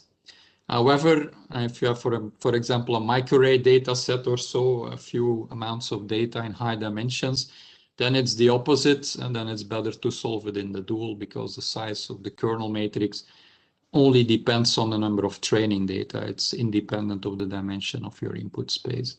So that's for the linear case. So in the SVM and kernel method, so it's well known that there is an elegant way then to introduce nonlinearity. You can replace x by phi of x. You map the data to a high-dimensional feature space through a feature map, and then in the dual, you replace the inner product of the feature map. Apply to a pair of data points, you replace it by a kernel function k. And so you can read this equation in two ways. Commonly in SVM, say you choose a positive definite kernel, and based on the Mercer theorem, you know then that there exists a feature map, but you don't need to know what that is. But you can also read the equation from the right to the left. You may also explicitly choose the feature map, and then this equation is defining what the kernel is. So therefore, you may also choose phi of x to be equal to a hidden layer of a neural network, or hidden layers of a deep neural network, for example. It's also possible to take finite dimensional approximations to feature maps through Nystrom approximation or random Fourier features. And for example, when you have large data sets, you start from a kernel and then you work with approximate feature maps in the primal. So you can see this as a powerful methodological framework, and this is actually possible for a wide range of problems in supervised and unsupervised learning. So here you see some of the primal formulations related to LSSVM score models. You have here equality constraints in the formulations. In standard SVMs, you have inequality constraints leading to quadratic programming problems. But here, due to the equality constraints, the dual problems are typically linear systems or eigenvalue problems or generalized eigenvalue problems. So you see here some examples, but the list is longer. So actually, both in the primal and in the dual, you can have then a neural network representation, and the number of hidden units in the primal representation equals the number of the dimension of the feature space, in fact, and in the dual representation, it equals the number of support vectors. So it's also common in machine learning and other areas to see this as function estimation problem in a reproducing kernel Hilbert space. If you work with reproducing kernels, positive definite kernels, if the kernels are indefinite, you can relate it to Kranz spaces, for which you can also have a similar primal and dual interpretations, but you need to modify the formulations then. So now in the next part of the presentation, I'm going to show that other kinds of neural networks like restricted Boltzmann machines, you can actually also relate to what we have just seen, relate to kernel PCA problems or LSSVM problems. And in this way, restricted Boltzmann machines, you can also do generative modeling, for example. So in this way, we will, thanks to these new connections that we will see now, it will be possible then to create also deep versions of kernel machines and generative versions of it. So let us start with the Rbm. And the Rbm architecture, which was introduced by Hinton and colleagues. So here you have a neural network consisting of the bottom layer here with the visible units. These can be inputs and outputs. And then on top you have here hidden features that you're going to extract. It's called a restricted Boltzmann machine because you see that the neurons in the top layer, the hidden units, they are only connected to the ones on bottom. So there are no hidden-to-hidden connections. So here you have an energy function describing this model. You minimize the energy function. And it also comes with the joint distribution then in the visible and the hidden units. And you have here a partition function in the denominator. So in my opinion, what makes it really interesting, this kind of architecture, is that if you focus here on the first term, the energy function, you see here that you have the interconnection matrix in the middle. It's kind of sandwiched between your visibles, V, and your hidden units, H.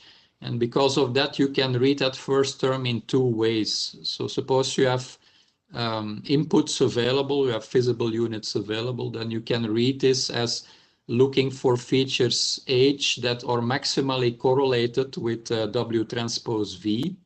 However, you can also read it in this way. Suppose you generate a new feature H star, then you can read this as looking for a new visible input V star, which is maximally correlated to W times H.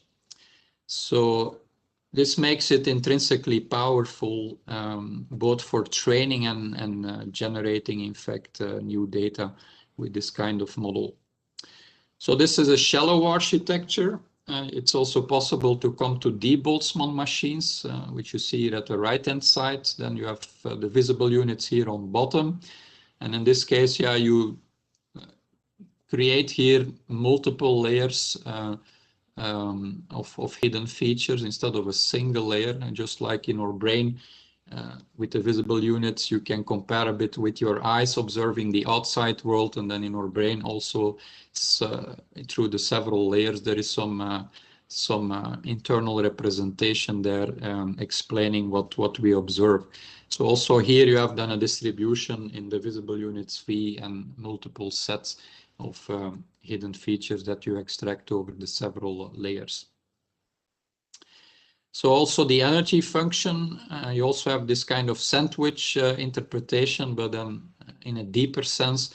For the deep Boltzmann machine, you see then that in the deep Boltzmann machine, In the first term here, you're looking for a first set of features which is correlated to the visible units through the W1 interconnection matrix, but then you also have a second term where you look for a second set of hidden features which is correlated to the first ones through the next interconnection matrix, and similar for the third term. So you see you have a very nice, very beautiful structure here in this energy function to see how all of these different sets of features are becoming extracted. So here you see a simple example for the MNIST data with generating new images. With the Rbm, you see they are rather noisy.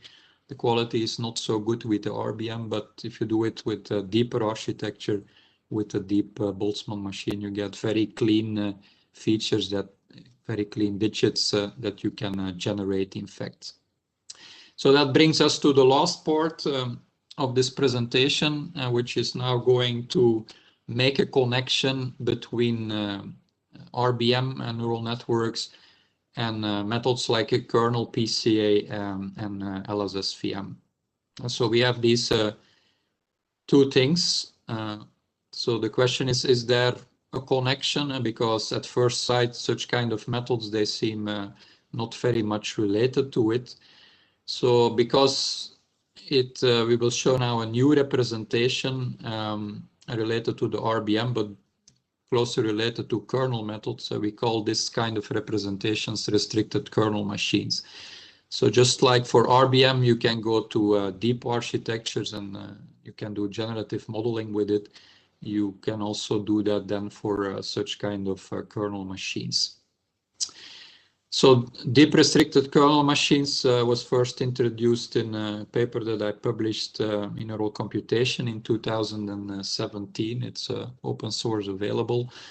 So you can see RKM's restricted kernel machines as a new kind of representations for LSSVM classification, regression, kernel Pca, matrix singular value decomposition, person type estimators, and it comes with so-called conjugate feature duality. We will just use the property of an inequality, in fact, to create a new kind of representation for a model. So I'll show now, I will illustrate how it goes for kernel Pca. And so kernel Pca, I guess most of you know what this is. You start there from a kernel matrix size n by n. The technique was originally introduced by Shulkov and colleagues for applications like denoising and dimensionality reduction. In fact, you can do dimensionality reduction with a method if your data are high dimensional, but if your data are low dimensional, you can also increase in dimensionality. You can also extract more features than the dimensionality of the input space. That's something that you cannot do with classical Pca or with autoencoders. So in that sense, kernel Pca is also more general, more powerful. So we have shown in the past in the LSSVM setting that there is actually an underlying primal representation to the kernel Pca. You see here the constraint optimization problem on top. It's unsupervised in this case, so you only have the data xi. Evaluated here at and training data points, EI or the score variables that you want to maximize. So you're looking for directions of maximal variance and you're minimizing the regularization term. So if you consider the Lagrangian and you look for the solution in the Lagrangian multipliers of the dual problem, you can show that this leads you to the eigenvalue decomposition of the kernel matrix. In fact, a centered version of it, because you have here the bias term. So you can see an eigenvalue decomposition of a matrix. You can see it in this picture as the training problem of something bigger. You have here a model-based approach, in fact, where you can evaluate this model also on any other kind of data, on validation or test data. So you have, in fact, a model-based approach to it. And you can also see it as a kind of variational principle to kernel Pca.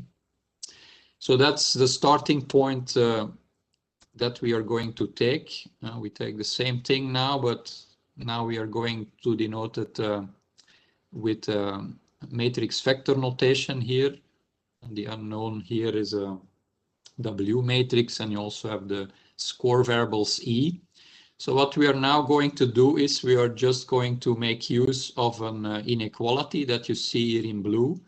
So for whatever vector E and H you plug in here in this inequality, you can show that this holds. In the context of Fenchel duality, this is in fact the Fenchel-Young inequality for the quadratic case. So H are the new variables that you're going to introduce, and they will have a similar kind of interpretation as the hidden features in a restricted Boltzmann machine. And so you have the original objective function that you see here on top, and you upper bound it thanks to that inequality. So you have here an upper bound on the objective J. And then you look for the stationary points of that. So you can show that there is no duality gap, there is strong duality here. And you can, in fact, come to a new representation in these new variables H, which you have introduced through this inequality. And so here the equations are shown. The first equation on top is the LSSVM primal problem for kernel Pca. What you see here in blue is the inequality that you introduce, and then you plug in back the constraints. And what you see then here in the first term in red is again this kind of sandwich interpretation. So you see that again, this matrix W is sandwiched between your inputs, Xi or visibles, and Hi are the features that you're going to extract. So they have a similar kind of interpretation here as the hidden units in a neural network interpretation as with a restricted Boltzmann machine. So if you look for the stationary points of this upper bound and you eliminate your W matrix, well, then you can show that you end up with the eigenvalue decomposition here of the kernel matrix. So you see you have now another kind of duality principle instead of Lagrange duality to create a new kind of interpretation for the problem, which establishing a connection between kernel Pca here and the restricted Boltzmann machine. So you can also give a neural network interpretation to it, which can also be very interesting. So we'll see in a minute how that can be interested also for generative modeling related to disentangled representations, for example. So that's for shallow kernel machines. So you can also go then to deep kernel machines. Here is an example of a deep restricted kernel machine. Here we have three levels. So we have three feature maps, phi1, phi2, and phi3. Each of them are related to a kernel. You can have the kernel trick here 3 times because you have 3 levels. The feature maps by themselves may also be multi-layered if you represent them as neural networks. We make, in fact, a distinction between deep in a layer sense and in a level sense in this way. So you have an overall objective. It's a multi-objective problem then, because you have an objective for the kernel Pca levels and for the LSSVM level. So here you see the overall objective function. And for each of the 3 levels, you have this kind of sandwich interpretation, similar like in the energy function of a deep Boltzmann machine. And here you have it then in the context of a deep kernel machine with primal dual interpretations. So either you can represent your deep kernel machine through feature maps in the primal, and you can use then the framework for training deep neural networks. If you use the feature maps phi1, phi2, phi3 to be equal to hidden layers of neural nets, well, you have then here in the primal representation a deep neural network. While in the dual, you may have multiple layers with kernel functions, where you can choose then different kernel functions with different kinds of properties. So that's also promising for the future, I think, to use, for example, different properties of kernels with different problems, with different properties of invariance and symmetry properties. Just like in our brain, in the different layers, also the neurons, they have different kinds of characteristics. So maybe there is hope in this way to come to more principled ways for also choosing kernel functions over different layers and also in connection to symmetry properties. So that is also possibly fascinating for the future. So here you see an example of training of deep neural networks based within this picture, where the blue curve is what you get then in comparison to the black curve. The black curve is just a classical approach of a deep neural net, where you just specify the classification performance to the output of the architecture. You get more easily stuck in bad local optima, while the blue curve leads to a better conditioning of the problem and also a faster convergence. So this brings us to the last part, which is about GenRKM, generative restricted kernel machines, which you can also apply in the context of multi-view, multi-model learning. So here I show figure on top two data sources, X and Y, and you extract here a joint representation H. So you can think of X like images and Y, for example, speech or text, to data sources, and you extract them here common features. So first you train the model, but what you can then do afterwards is generate new features. Often this distribution of the features will be Gaussian, or you could also possibly fit a mixture model through it, and then based on that generate new features, and then go back to the original input spaces, to the X and the Y spaces, and then generate new data in each of these spaces. So that brings us a bit closer to the human brain, and during the day we are observing the world, but during the night we are dreaming and we are generating new features, and then also we come back to the input space, and also images or new images are related to this. So this gives some new features. So you can use this framework then both for training the model, which in this example is also related to Kernel Pca, but then on multiple data sources. And you can also use the framework for generating new data.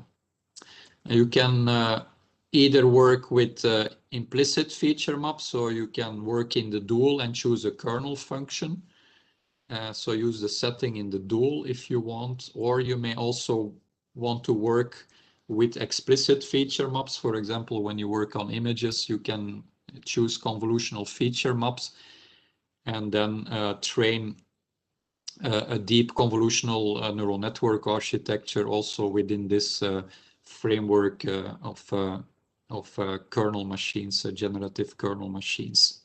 So both of them are possible. So this work has been a couple of months at the beginning of this year being published in the journal Neural Networks. Also that paper is open source available. So here you see some examples on MNIST, fashion MNIST. The first column is training data. Second column in yellow is a reconstructed version, and all the other columns are newly generated data by the model. So you can also, in fact, generate at the same time images and speech. But one of the very nice properties that I would like to illustrate here is that, as I mentioned, we now have a neural network interpretation of it. And in fact, each of the neurons then for the hidden features, they are in fact uncorrelated with respect to each other. Because the eigenvectors, they are orthogonal to each other. So you have that as a kind of immediate property, nice property of the method. You don't have to impose it like in variational autoencoders or something. So here it's immediate. It's because you have an eigenvalue decomposition problem of a kernel matrix in the dual. So therefore, all these neurons in the Rbm interpretation of it, neural network interpretation, they are uncorrelated with respect to each other. So when you apply this, for example, to images like here, and you change only one neuron, then you see, for example, the hair color of the person changing, or when you change another neuron, then you see the gender of the person changing. So therefore, you see that one particular neuron there has a very clear meaning. So that also helps for explainability of the model, of course. So I think this is also very promising then towards explainable AI and interpretations of models. And also towards deep kernel machines, yeah, there is now the hope, yeah, that for each of the layers, you will be able then to really see what is the role of every individual neuron in every layer. Another nice property of this model is that just by doing simple linear interpolation in the latent space, you also generate realistic data then. You see here an example, the 4 corner points here in this square are reconstructions or given training data. But all the other things that you see here in the square, yeah, they are newly generated by the model here. You see you smoothly deform from one digit into the other. And also here you see it for faces. So only the corners here of the square are reconstructions of given training data, and all the rest are newly generated. So we also developed recently efficient optimization setting related to manifold optimization, where we consider interconnection matrix as being an element of a Stiefel manifold, and in which you can also do then disentangled representation learning. It's also possible to invoke other principles from what we have learned from LSS VMs. If you use least squares, you don't have a robust estimate, but there exist simple weighting schemes to reweight the LSS VM, and in this way have robust estimates. So we can use these insights also for the generative models and the conjugate feature duality to create also robust schemes for generation. So I've shown this inequality, which was used to generate a new representation. So here you see a slightly more complicated one where an additional diagonal matrix D is introduced. And through the matrix D, you can downweight then the influence of outliers. Just like in weighted LSS VMs, for robust estimates, you downweight the influence of outliers. So in this way, you can also have robust generative RKMs. So at the left figure here, you see what's happening with variational autoencoders. And that one is not so robust, also not the original generative RKM, but you see when you use the robust version, you get very clean digits here, without any noise on it. And also for robust denoising, you can use that. So the software is also available on our website. If you would like to try it by yourself and compare with GANs or variational autoencoders, yeah, please feel welcome to do this. So this brings us to the conclusions of the presentation. So I trying to show to you today that it's actually possible to establish new connections between neural networks and deep learning on the one hand, and kernel-based approaches on the other hand, like Kernel Pca and LSS VM. And this is possible thanks to the duality principles by which you can establish these new insights. And this leads then to introducing new kinds of deep kernel machines and generative models, which are also promising towards explainable AI, and where you can give have an understanding of the role of each individual neuron. So I would like to thank many people for joint work over the years, and especially also the European Research Council for awarding this ERC grant related to exploring duality for data-driven modeling. So thank you very much for your attention. Thank you very much, Johan. It all looks very promising. There are a few questions that I'm gonna ask in the Q&A session. So thank you so much. Yeah, appreciate it. I think we need to move to Adil Salim, the next speaker. Adil Salim is a research fellow at King Abdullah University of Science and Technology, and he is actually working with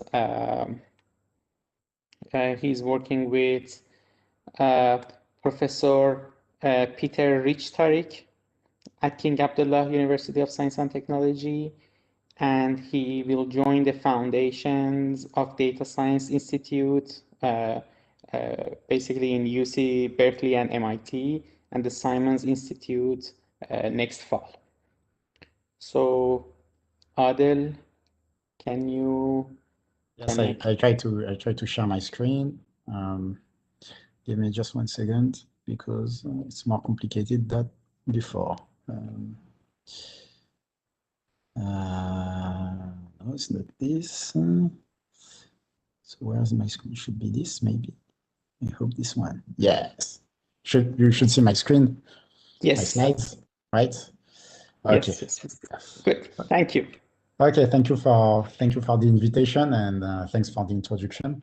So yes, I'm Adil Salim. I'm a postdoc at COST, joining the Simons Institute next fall, and I'm going to present a work on decentralized optimization, namely decentralized optimization via primal dual optimization.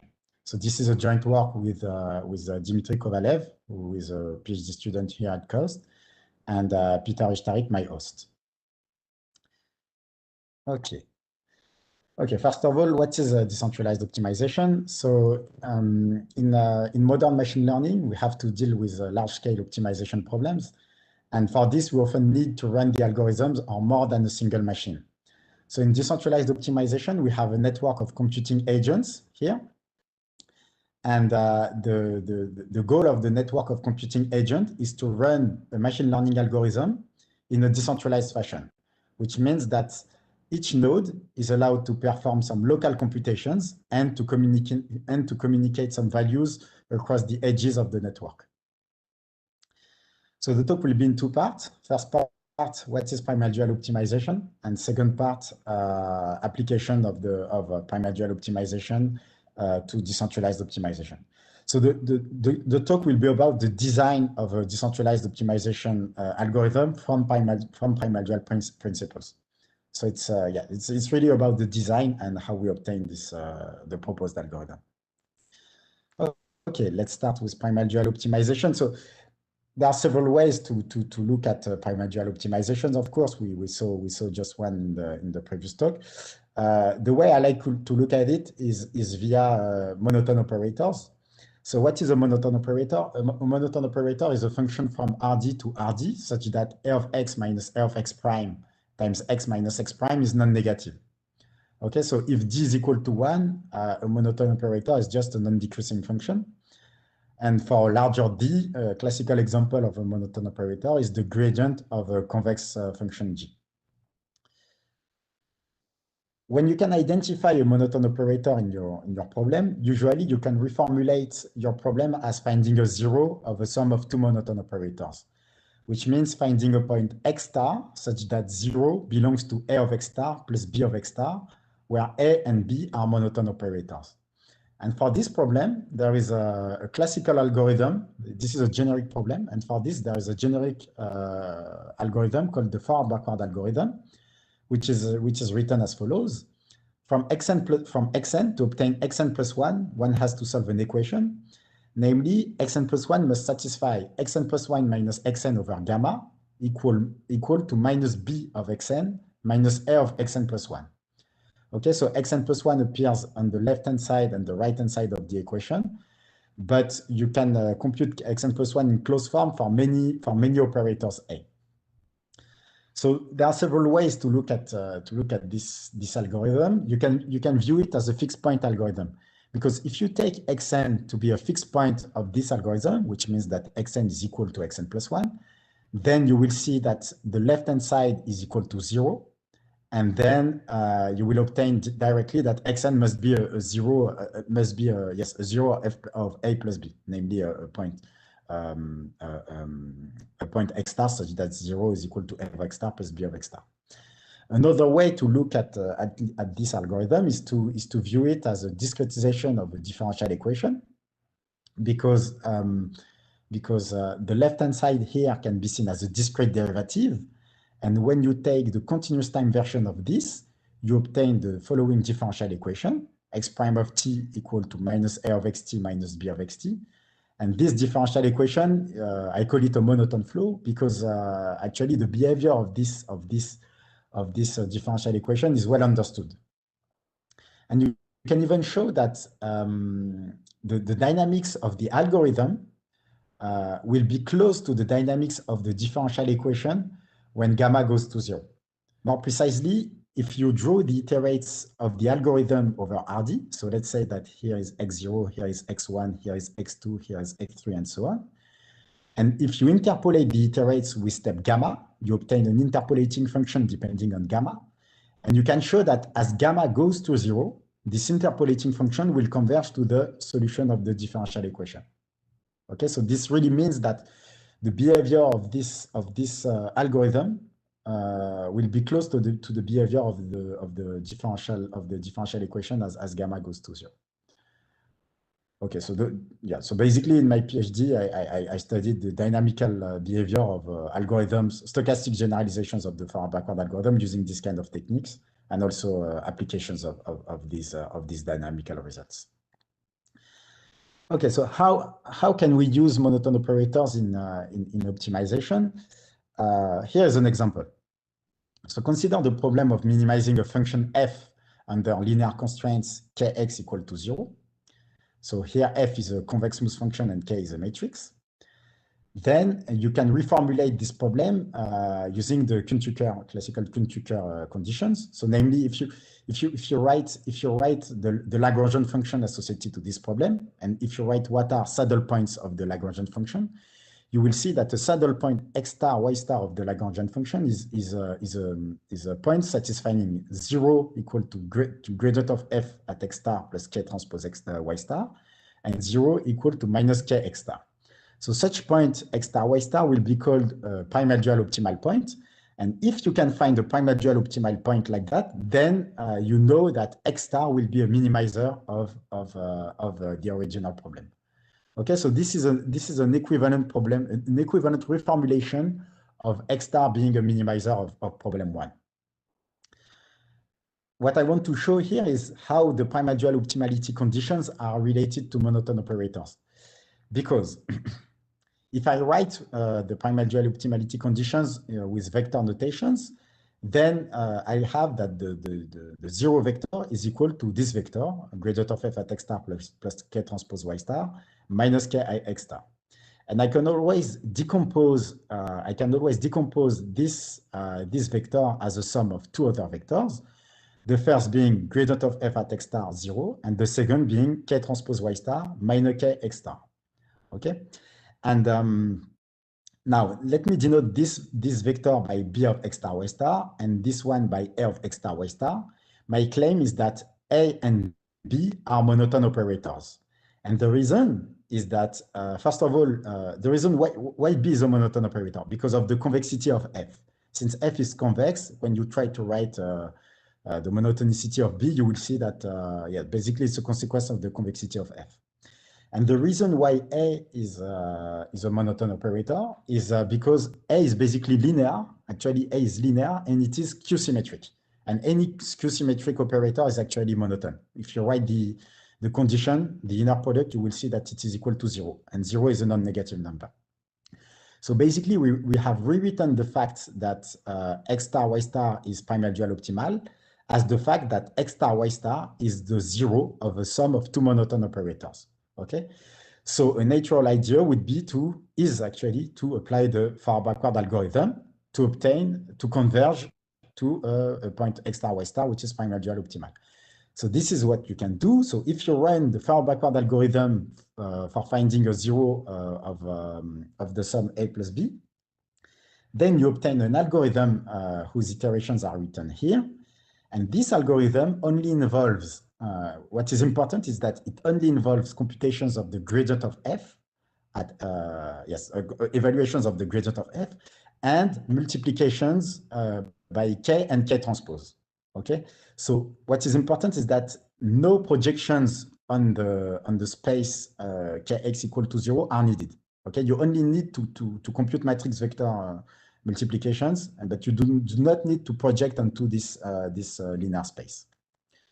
Okay, I told you that this is the far backward algorithm. Actually, this is not exactly a far backward. This is not exactly the far backward algorithm. You have to tweak a bit the algorithm, but this can really be seen as a far backward algorithm. Okay, so this is this is for us. It will be the far backward algorithm applied to this problem. And the first theorem that we obtain in this area is that if f is strongly convex. If f is strongly convex, then this algorithm converges linearly, which means exponentially fast, to a primordial optimal point. So yes, so you can minimize a strongly convex function under linear constraints without projecting on the constraint at a linear rate, which means exponentially fast. So how can we apply this kind of results in decentralized optimization? So let me describe the decentralized optimization framework. So we have a graph G, VE, where V is the set of vertices and E is the set of edges. And we have a family of smooth strongly convex functions, Fi. Okay, so smooth means that the gradient of Fi is Lipschitz, and strongly convex means that it's strongly convex. And so we have this network, and at each node of the network is located a computing agent. You can imagine that it's, for instance, a data center. And the goal of the network of computing agent is to minimize the sum of the Fi's in a decentralized fashion. So you can think about the Fi as a local cost function associated to a local data set located at each node. Okay. So we want to minimize this sum of Fi's, and what are allowed are both local computations and decentralized communication. So what are local computations? So as I said, at each node is located a cost function, Fi. So for instance, at node 6, it's F6, and a local variable, Xi. So here will be X6. The concatenation of the local variables located at each node will be denoted by X. So it's an element of Rd to the power V. And the local computations that that each node is allowed to do is to compute the gradient of the local function at the local variable. So typically at node 6 will be located X6 and the gradient of the function F6 at X6. Okay. Now the network is also allowed to perform decentralized communication. And mathematically, decentralized communication will be achieved by multiplication of the vector x, the concatenation of the local variables, by a Gossip matrix. So what is a Gossip matrix? A Gossip matrix is a symmetric positive semi-definite matrix, which is supported by the graph. I will go back to this later. And such that its kernel, so the set of vectors x such that kx is equal to 0, is the consensus space. So the space of vectors x such that x1 is equal to x2 to x3 which is equal to xv. Okay. So what is an example, a classical example of a Gossip matrix is the Laplacian of the graph. Because if you take, so let me illustrate that it does what you want. It does decentralized communication. So we have this vector x, okay, x1 to xv, and the Laplacian k of the graph G. What is the line 6 of the Laplacian? The line 6 will be the following. First position will be -1 because 6 is connected to 1. Second position will be -1 because 6 is connected to 2. Then we have 0, 0, 0. At position 6, we will have a 2 because the degree, so the number of neighbors of 6 is 2. And then we have 0. So we have the line number 6 of the Laplacian. Now, what would be the coordinate number 6 of the vector k times x? So the coordinate number 6 of the vector kx is just the inner product of this line by the vector x. Okay, so you can see that the coordinate number 6 will be basically a linear combination of x1, x2, and x6. Okay, So the output of kx, if you look at the output of kx at you look at the coordinate 6 of kx, it is basically a combination of the local variables, the local variable that was stored at node 1, the local variable that was stored at node 2, and the local variable that was stored at node 6. Okay, so basically, after multiplication by kx, what happened at node 6 is that you obtain the linear combination of x6, x1, and x2. Okay, so it does what you want. It communicates some values across the edges. Okay, so now how do we measure the complexity of a decentralized algorithm? What people care about is the number of local computations, the number of access to the gradient of Fi, and the number of communication rounds, so the number of multiplications by k to achieve some epsilon accuracy. So why? Because in several contexts, the bottleneck will be the number of computations of the gradient, if the gradient is expensive to compute. But also in many contexts, the number of communications is also a bottleneck. For instance, in federated learning, the bottleneck is really the communication between the edges. Okay, so what we care about is the number of local computations and communication rounds to achieve epsilon accuracy. And these numbers will typically depend on the data of the problem.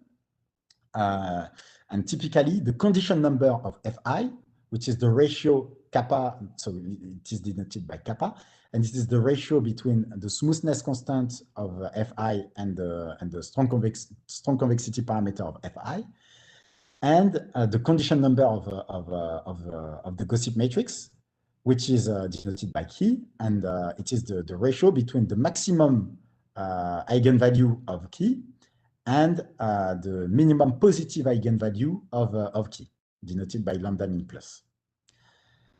Okay, and in general, if you take a generic problem, then there are some lower bounds that cannot be beaten by a decentralized algorithm.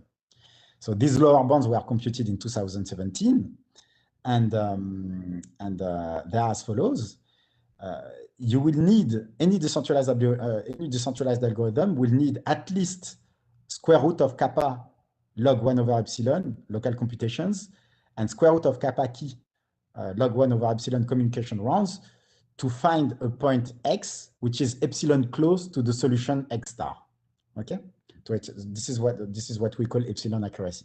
So here in these lower bounds we have basically two terms: the log 1 over epsilon. So this is not usually not very big, but what can be large is this term, square root of kappa and square root of kappa key, because kappa can think about kappa and key as large numbers. Okay, so if you have kappa instead of square root of kappa, then you lose something. So the question that we ask in this talk is, can we achieve those lower bounds by a decentralized algorithm? And I will explain how we can do that. So recall that kappa is the gossip matrix. I will take some notation. I denote by f of x the function. So x is once again an element of Rd to the power v, and I denote by f of x the function sum over the nodes of fi at xi, at the local variable xi. Okay. So our problem is to minimize over Rd the sum of the fi at x, and we can relax this problem by introducing the local variables. This problem is equivalent to minimizing the sum of fi at xi under the constraint that all the xi are equal. And I told you that this consensus constraint can be encoded by the fact that kx is equal to 0. So we have basically to minimize the sum of fi at xi under the constraints that kx is equal to 0. And now, using my notation, this is basically the function f of x, capital F of x. So our goal is finally to minimize the function f of x under the constraint kx is equal to 0.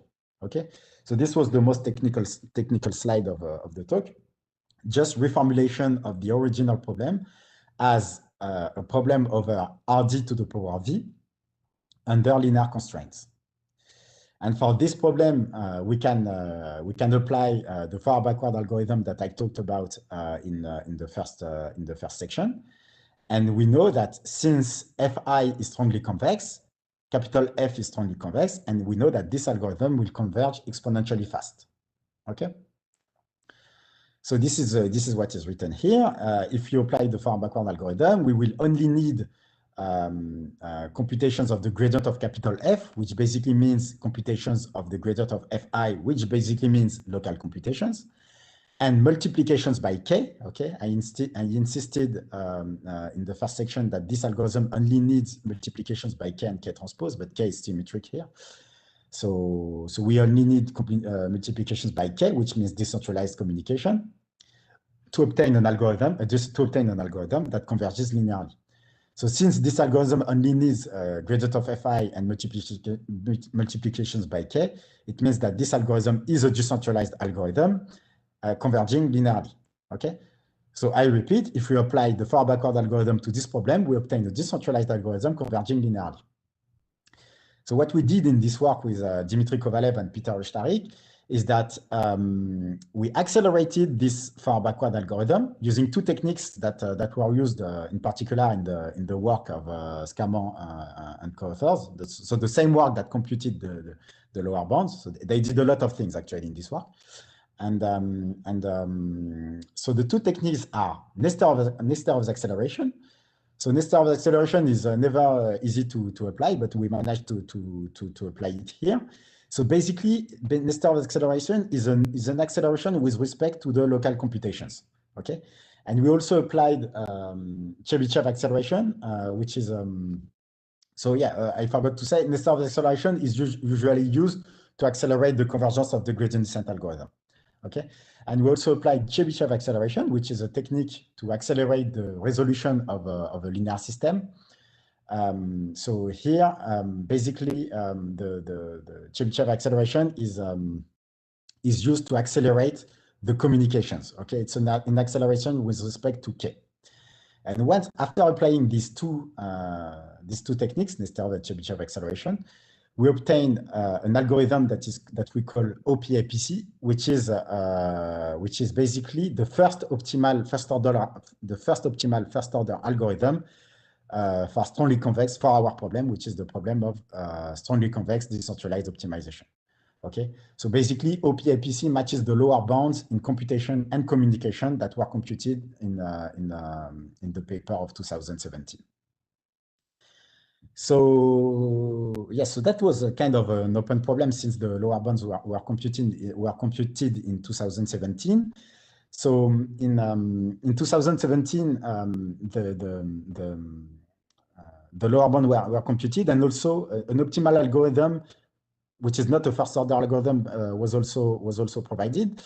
So when I say it is not a first order algorithm, it means that the algorithm that is proposed relies on the computation of the gradient of the Fenchel transform of Fi, which basically means that you have to be able to minimize Fi in closed form at each iteration, of course. So there are some cases where this is possible, but there are also some cases where it's not, of course. And from this, people came with various approach to obtain an optimal algorithm. So various nearly optimal algorithms were proposed, relying only on the gradient of Fi. And yes, as I said, our algorithm is the first optimal algorithm that was proposed in last June. And what is interesting also is that in machine learning, the cost function Fi, usually you cannot compute the gradient of the cost function Fi. So you only have access to a stochastic gradient. And what is interesting is that later on, like 3 months later, our approach was extended to an optimal algorithm for the case where you only have access to stochastic gradients of the cost functions of the local cost functions Fi. Okay, some numerical experiments. So to show that the algorithm does what you want, it does what you want. So basically, it is the best in average. Okay, Doesn't mean that it's the best on each instance, okay? Optimality doesn't mean that it is the best on each instance, but it means that if you take a generic problem, it will be the best in average. So, so in communication, so here are plotted the number of communication rounds as the algorithms run, and here are plotted the number of gradient calls, which means local computations, as the algorithms goes, and yeah, it works best in average. Okay, this was for a logistic regression problem over a Nerdosh-Renyi graph. Okay, so that's it. Just some future work based on this, some future directions based on this work. First of all, I think that our approach can be extended to tackle any strongly convex minimization under affine constraints like that. Okay, not necessarily where K is a Gaussian matrix and not necessarily where B is equal to 0. I would be also interested in viewing the performance of this algorithm on large-scale simulations, because of course we run only simulations on the laptop, and it would be interesting. It will be interesting to see how this behave at scale, and also in practice. So the practitioners, they have to deal with the other problems that we did not consider in this work, which is mainly asynchrony, because here we assume that all nodes compute their local gradients at each iteration, but sometimes some nodes are, there are some failures at some nodes, so they cannot compute some gradients, for instance. So practitioners have to deal with asynchrony and also compression, because I told you that, for instance, in federated learning, the bottleneck is the communication, and you may need to compress the vectors that are communicated across the edges. And yeah, obviously, an obvious extension of this would be to go beyond convexity and smoothness, because, for instance, if you want to do distributed deep learning, your functions are no longer strongly convex. And finally, from a theoretical point of view, it would be interesting to see if we can design a generic acceleration of monotone operator-based optimization algorithms, like the forward-backward algorithm that I've shown. Because since last year, we have some indices that it should be possible to design like a generic accelerated algorithm, like Nesterov's acceleration for monotone-based optimization algorithms. So the theory here, there is some theory to be done around accelerations of this kind of algorithm. Okay, thank you. So I stop here, and thank you for your attention. Thank you very much, Adil. No problem. Thank you very much, Adil. It was a nice presentation. It was great. So I think next speaker is Ian Davidson, who is a professor at University of California, Davis. Ian, the stage is yours. Thank you. So can everyone hear me okay? Yes. Okay, terrific. Okay, so thank you very much for the invitation, and it's very unfortunate I can't be there. I was looking forward to being there in person, but I'm happy to give the talk as well. So today I'm going to give you a very high-level overview of some of the work that my group has been doing on the intersection of what I call transparent machine learning, and by transparent I mean fair and explainable, and this area of unsupervised learning. Now, this is an interesting topic because when I started to work in AI, most of the applications were quite mundane. Recognize a digit. Is this document about a certain topic? But one of the recent explosions in the last 5 to 10 years is that AI is being applied to problems which were traditionally in the domain of humans. And most importantly, they've been made to make decisions on other humans. So when you have this machine making decisions on humans, then the need for transparency becomes paramount. Now, what do I mean by transparency? So to me, transparency is like a three-tiered aspect. The first thing is explanation, what Johan was talking about earlier. The need for the machine to very clearly explain how it's making decisions. The other aspect is this notion of fairness. Is the machine making decisions which are inherently discriminating against a certain subgroup of people. And the third aspect is what I'm calling privacy, namely that is it making decisions without violating people's privacy? Is it learning without violating privacy? Now, in this talk, I'll focus on explanation and fairness. Now, this is a challenging area because the notion of explanation can mean different things to different people. A data scientist would explain or expect a much more high-level explanation, a much more detailed explanation than the general public would require a more high-level explanation. Now, I'm going to motivate this need for transparency by a few applications. These are the classic ones, and then I'll talk about one that I'm working on that I just got a grant for to work on. So Amazon was very interested in getting a machine to screen VTAs for them. And they thought, well, this is a classic machine learning problem. I can give positive examples of VTAs of people who have been joined Amazon and been successful, and negative examples of people who have not joined Amazon or have not been successful. Now, of course, the private information such as gender, age, and race was removed, but the machine still learned to actually discriminate people by finding surrogates for gender, age, and race, such as women's club captain for gender, or downgrading the applications of people who are from all women's colleges. And what's gone on quite simply is that the machine has just learned to reinforce existing biases. Now, in the United States, if you are judged by a jury of your peers, but a judge sentences you to how long you go to jail. And one of the most subjective aspects about the US judicial system is that the judge has leeway to enforce a minimum sentence or a maximum sentence. And a big aspect of whether he goes for the minimum or she goes for the maximum depends on this notion of recidivism, which is the propensity to reoffend. And he's going to essentially, or she's going to look at you, he's going to listen to your articles or your arguments, and he's going to make a subjective assessment. So about 13 states very recently decided to use AI to allow a judge to get some data-driven predictions on whether somebody is likely to reoffend.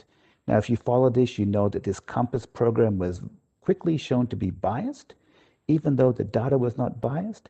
So even though the machine or the machine learning algorithm was not biased, it effectively learned once again to reinforce existing biases because most people in the US prison population are people of color.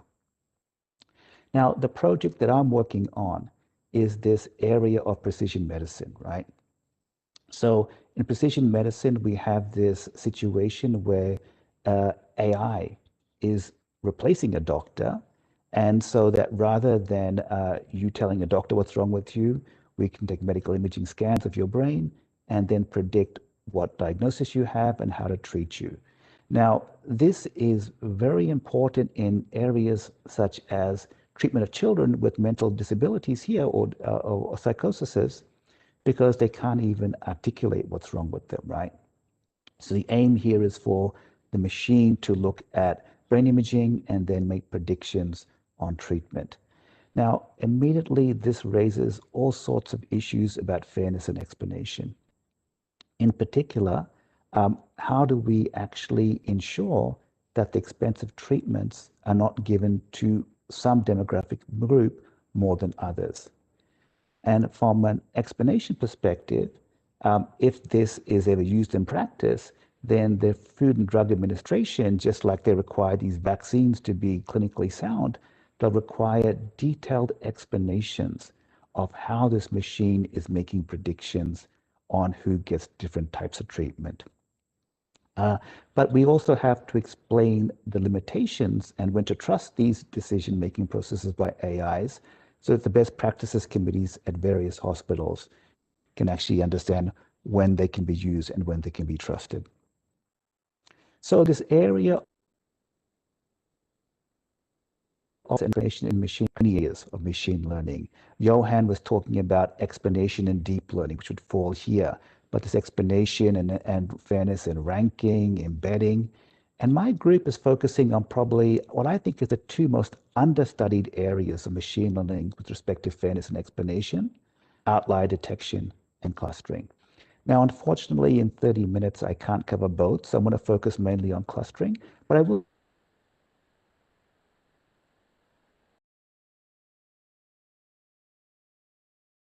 unfairness in the ACM Fair and Transparent Learning Conference this year, well, last week actually.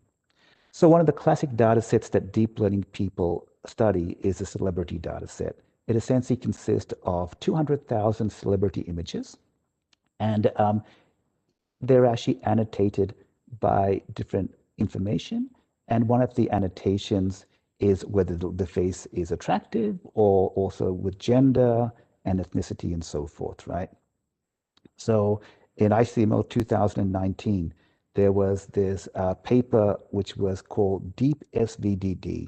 It was a combination of deep learning and deep SVM and support vector machines, and it looked at how to do outlier detection.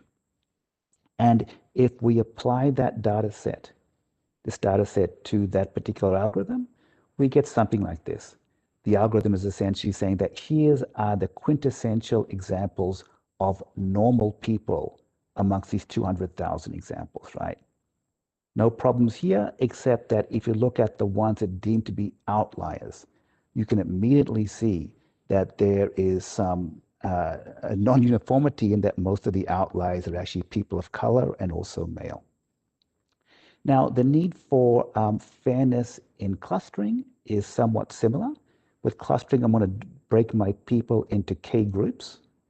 And if there are equal number of males and females in the population, then I would expect equal number of males and females in each of these groups as well. So this is what we're trying to achieve with fairness in clustering, which we call group level fairness. And then the need for explanation in clustering is a little bit more challenging. So if you look at this, this is a Twitter network for the 2016 election data.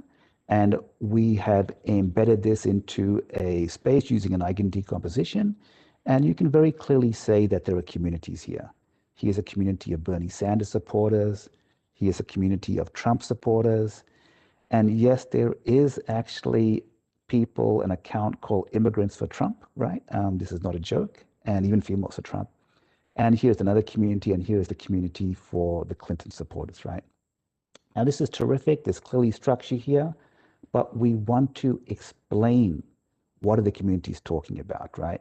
So explanation in unsupervised learning is a little bit different than the explanation for supervised learning, because explanation unsupervised learning tends to be more model focused, trying to explain a group, whereas most of the work in explainable AI for supervised learning is more instance focused. So if you're familiar with Leuven, for example, they're trying to explain why did you make this particular prediction for this instance, whereas we're more trying to explain what characterizes a group. So the overview of today's talk is going to be as such, right? I'm going to begin by talking about this notion of fairness and clustering, and I'll describe some seminal work on the topic and our work as well. And then I'll switch topics and move on to explanation and clustering, and this is in Europe's paper. And then there are analogous papers on fairness and explanation for outlier detection, but I'm not going to talk about them today given time limits. But if you go to my website, you can find them there. So first on to fairness, right? So in the United States, amongst all 50 states, there are 10 protected statuses: race, color, national of origin, and so forth, as you can see there, right? Maybe I can do this, hang a sec. There you go. Oops. Shouldn't have done that. Hang a sec. There you go. And I'm going to refer to these as red and blue. So red could be male, blue could be female, for example. And in California, we're a bit more liberal, so we have some additional protected status, right? Now, clearly, you are not allowed to use this information in any machine learning or data mining algorithm. This would be an example of disparate treatment because your algorithm is specifically making decisions based on race, color, ancestry, or so forth, right? So that's clearly off bounds. The area of fairness instead focuses on the notion of issues such as disparate impact. And by that, I mean that we don't explicitly have these variables in our model, but we implicitly make a impact against them by discriminating against a group. Okay, so there are two main types of fairness. There is what I just referred to as group level fairness, and you can simply consider this as requiring that the probability of somebody of protected status being in this group here is equal to the probability of that person occurring in the population, right? So if 50% of the population is male, 50% female, then I expect 50% of each of these groups to be female. There is a very different area, which we call individual level fairness. And the way to think about this is quite simply that if two people are similar, then they must be treated the same regardless of the protected status, right? So if Tina and I have equally good accomplishments, then we should be put in the same group, because the only thing different about us is our protected status, namely that Tina is a female and I'm male, right? So there are other definitions of individual level fairness, in particular this notion of fairness by equal representation, but these do not have anything to do with protected status, so I'm not going to talk about these today. So this area of adding fairness to machine learning algorithms, it really comes in three flavors. The first flavor is you're going to try to pre-process the data by reweighting, sampling, or adding in new data so that I can take any off-the-shelf algorithm, which is fairness unaware, and make it produce fair output. The second approach is to essentially encode fairness into the algorithm itself by adding in some sort of rule. And this is what we would call fairness by design algorithms. And the third approach is this idea of post-processing the results of a fairness unaware algorithm to make it fairer. Now, there's been work in clustering for all three topics. And I'm going to talk briefly about the work on fairness via pre-processing, and then I'll work on fairness via post-processing. There's a whole body of literature here on adding fairness to individual algorithms. This is spectral clustering, this is a graph algorithm, and so forth, right? The challenge here is that the work is, there are many clustering algorithms, and adding a fairness variant to each of them can be quite time-consuming to do. So the notion of fairness and clustering was pioneered by this group, this paper at DIPS 2017 by Shetty. And the idea is very straightforward. I can measure the balance of a cluster by the ratio of red to blue and blue to red people, right? So here's cluster one, and I could say that the ratio of the balance of cluster one is going to be 1, right? Because 10 divided by 10, 10 divided by 10, the minimum is 1. The balance of cluster 2 is also 1. The balance of cluster 3 is 1. The balance of cluster 4 is going to be a half, because 2 divided by 4 is less than 4 and 2, right? And their definition of fairness of a clustering is the minimum amongst all the balances. So this is a very strict definition of fairness, right? Now, but nevertheless, it's come to be the dominant definition of group level fairness and clustering. And let's interpret this a bit better, right? What does it mean?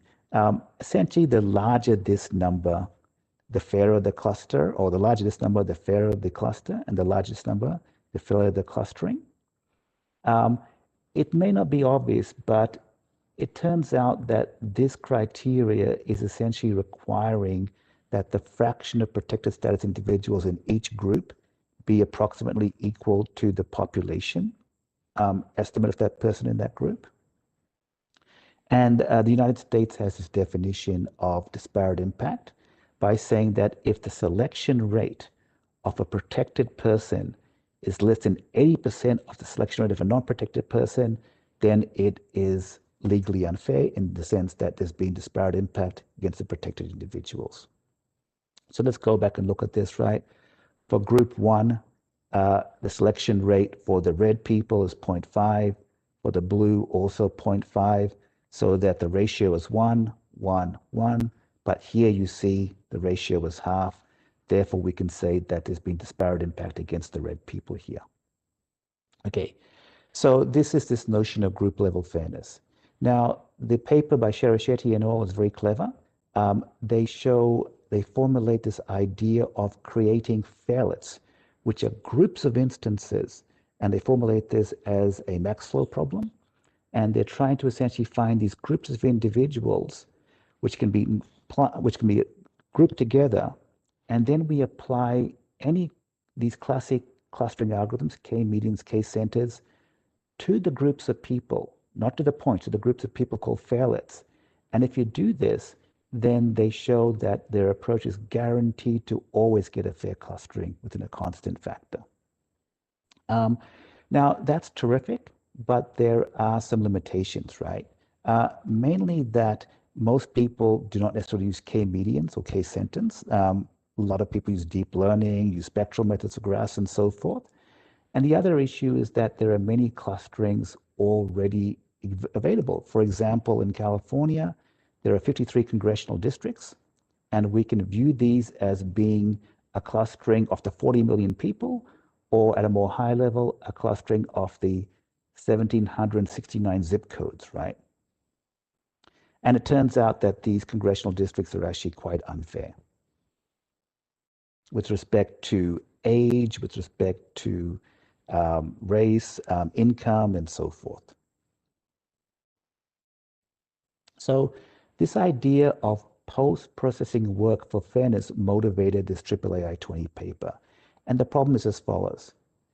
You give me an existing clustering. It can be from a graph clustering algorithm. It can be from a deep clustering paper. It can be an existing clustering. And I'm going to try to minimally modify it to make it fairer. And this is called the MCMF problem. And minimal modification means I'm going to move people from one group to another group, right? So one cluster to another cluster. And what we showed is that the MCMF problem for group level fairness is formulated as an ILP, but we showed that the constraint matrix for this ILP is totally unimodular. Therefore, post-processing to increase group level fairness is in the computational class P, which means it's efficiently solvable in polynomial time. We also showed that satisfying individual level fairness is in the computational class P, which means it can be satisfied individually. Now, this is where it gets interesting. We also show that if you want to satisfy both group level and individual level fairness at the same time, then that problem is actually intractable. So individually in P, but together the problem becomes intractable. So that's essentially the high-level overview of the paper. I'll get into a little bit of detail now. So I'm given a matrix Z star, which is my existing clustering. Protected status variables P. I'm trying to modify Z to be as close to Z star as possible and satisfy this constraint for fairness. Now, what we effectively showed is that this constraint matrix here is essentially totally unimodular. Therefore, I can put this into an LP solver and get integer solutions, right? Now, the result of total unimodularity does not depend on the objective function, but the objective function can be whatever you want. It's essentially a penalty if I move instance I from one group to another group given by WI. Okay? And what it means in practice is that I can post-process millions and millions of instance clusterings in under a minute on my laptop here. And this is what I referred to earlier, that satisfying individual level fairness is in P, satisfying group level fairness in P for this minimal modification problem, but together the problem actually flips and becomes intractable. You try to solve them both. Now, as a fun experiment, we looked at making California fairer, and it turns out that you can just move 1.3 million people, and we can make the congressional districts fairer with respect to gender, ethnicity, age, and whiteness and age and so forth, right?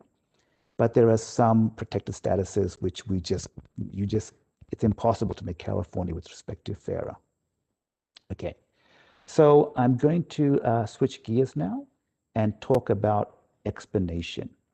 Now, similarly with explanation, I can look at pre-processing the data to make it explainable by design algorithms. So this covers this classic work on conceptual clustering and more recent work by Dasgupta at ICML last year on simultaneously building clusterings and decision trees. And then we'll talk about some of our work here on post-processing existing clusterings to make them explainable, right? Now, if you're a PhD student, this area of explainable AI is popular, but in clustering and unsupervised learning, it's relatively unstudied. And most of the people are focusing on this question here. Why did you do that? But the idea of counterfactual reasoning in unsupervised learning is relatively unstudied, as is this notion of trustworthiness in unsupervised learning. So if you're interested in a topic, this is a very understudied area. So we are formulating this explanation problem via explanation with auxiliary information.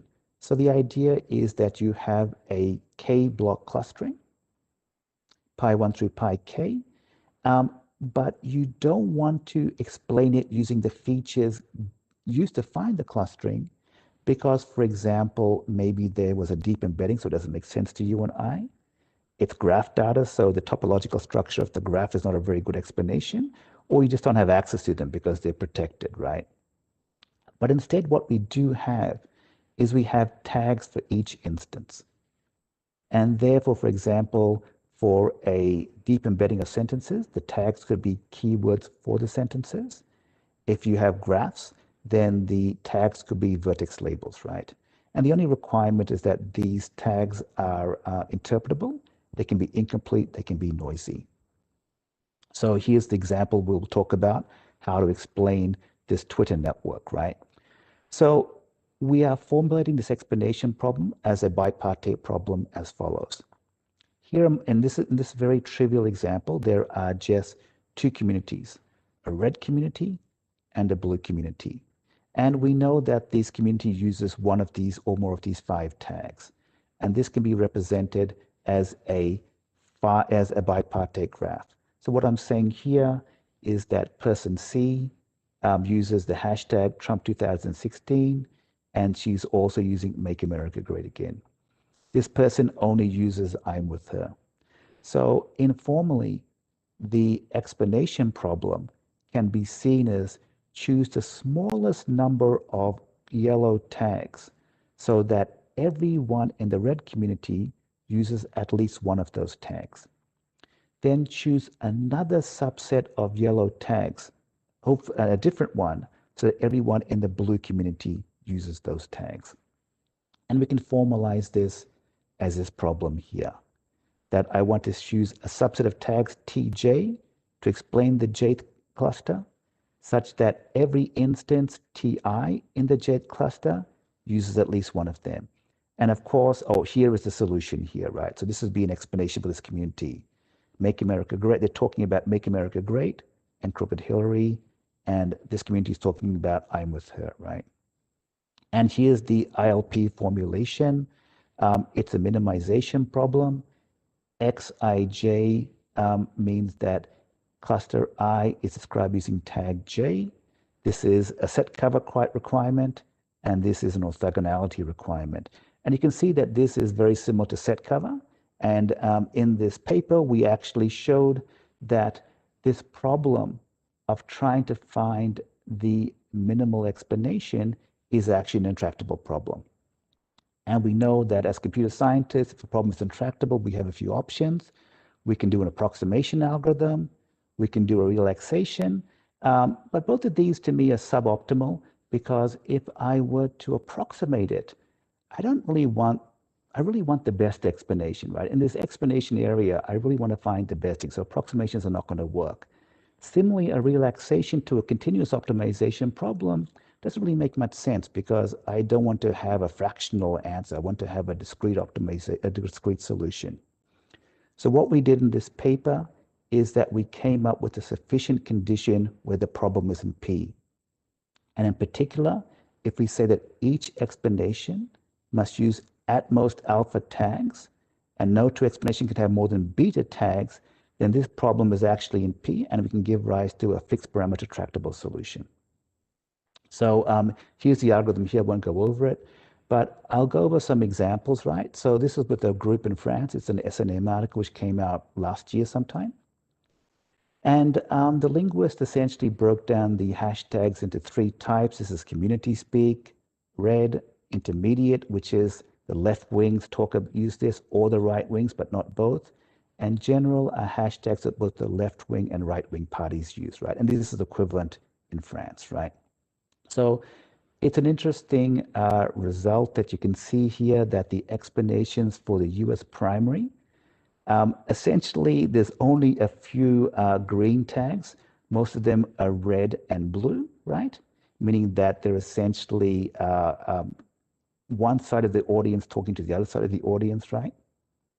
And if you compare this to the explanations for the French Twitter networks, right, you see that there's only just one red tag here. Most of it is green or blue. And it's an interesting insight. The collaborators who are social scientists, it supported their hypothesis that Twitter in America is used to energize your base, get them out to vote, whereas it's used more as a discussion forum in France. So I will wrap up by talking about some open problems, right? So with fair clustering, probably one of the biggest open problems is that there's no deep fair clustering work. And the challenge here is that this notion of fairness now becomes an additional signal that you have to backpropagate beyond just finding a good clustering. So you essentially have 2 signals to backpropagate, fairness and the clustering signal as well. There's been not much work done on individual level fairness with PSVs. And this challenge of satisfying both group level and individual level fairness at the same time has not been satisfied. But you can clearly see that it needs to be satisfied at the same time, because I could move, for example, Sanjay out of one group into another group to satisfy group level fairness, but then I may violate individual level of fairness by doing this because he may be equally good as me, but I've moved into a different group. The area of explanation and clustering is also relatively understudied. Most people are essentially working on this top question like we did in that Europe's paper, but there's a notion of trust and having a dialogue between the machine and the human is not being explored at all. And that's really what we need to achieve this. So once again, thank you for the invitation. I'm happy to take questions during the 30-minute break or email me. And I'd like to thank my collaborators as well for their help over the years. Thank you very much. Thank you so much, Ian. Very, very interesting talk. So we have several questions. I think I will start with the questions for Ian. Sure. And then I'm gonna move to questions for everybody else. But if anybody from the speakers has any comments on each of the questions that I asked from Ian or anybody else, please share your thoughts. We want this to be, we want to hear everybody different thoughts. So the first question is, it is well known that when you try to define fairness, if you want to be really careful, you will face a lot of contradictions. So there are objectives that you cannot add up. For example, one of the examples that you showed is group fairness and individual fairness. They're not really 100% compatible. There is some degree of difference, right? If you want to optimize one, you cannot optimize the other. So you need to choose which one. The question is, what is the process of choosing the objective function, or basically formulating the objective function? Because that's the root of the problems in machine learning, right? How do you approach that? Right, that's a good question, actually. So most of the work on fairness is implemented as a constraint, a guarantee. It's never really the objective. The objective is the learning problem. Maximize the accuracy of my ranking function, minimize the diameter of my clusters, minimize the training accuracy on the mini batch. And the fairness is typically implemented as a constraint, right? And so that's, I mean, you're right, it could be an objective function, right? But it's normally implemented as a constraint because normally it's a legal requirement. And there's a minimum threshold, such as disparate impact 80%. So you typically implement it that way. I see.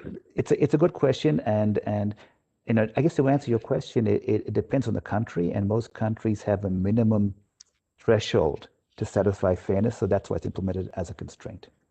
I see, but that's the legal aspect of fairness, right? That's basically in order to satisfy the legal aspect. But if you think about justice in general, fairness cannot be just you know, it has to be some kind of objective, right? Well, okay, so that's a really interesting point, because I'm trying to think about, does any paper try to maximize fairness? And I can't really think of anyone that does. So you're absolutely correct. It could be an objective, but most people do not treat it as an objective. I see. But interesting topic.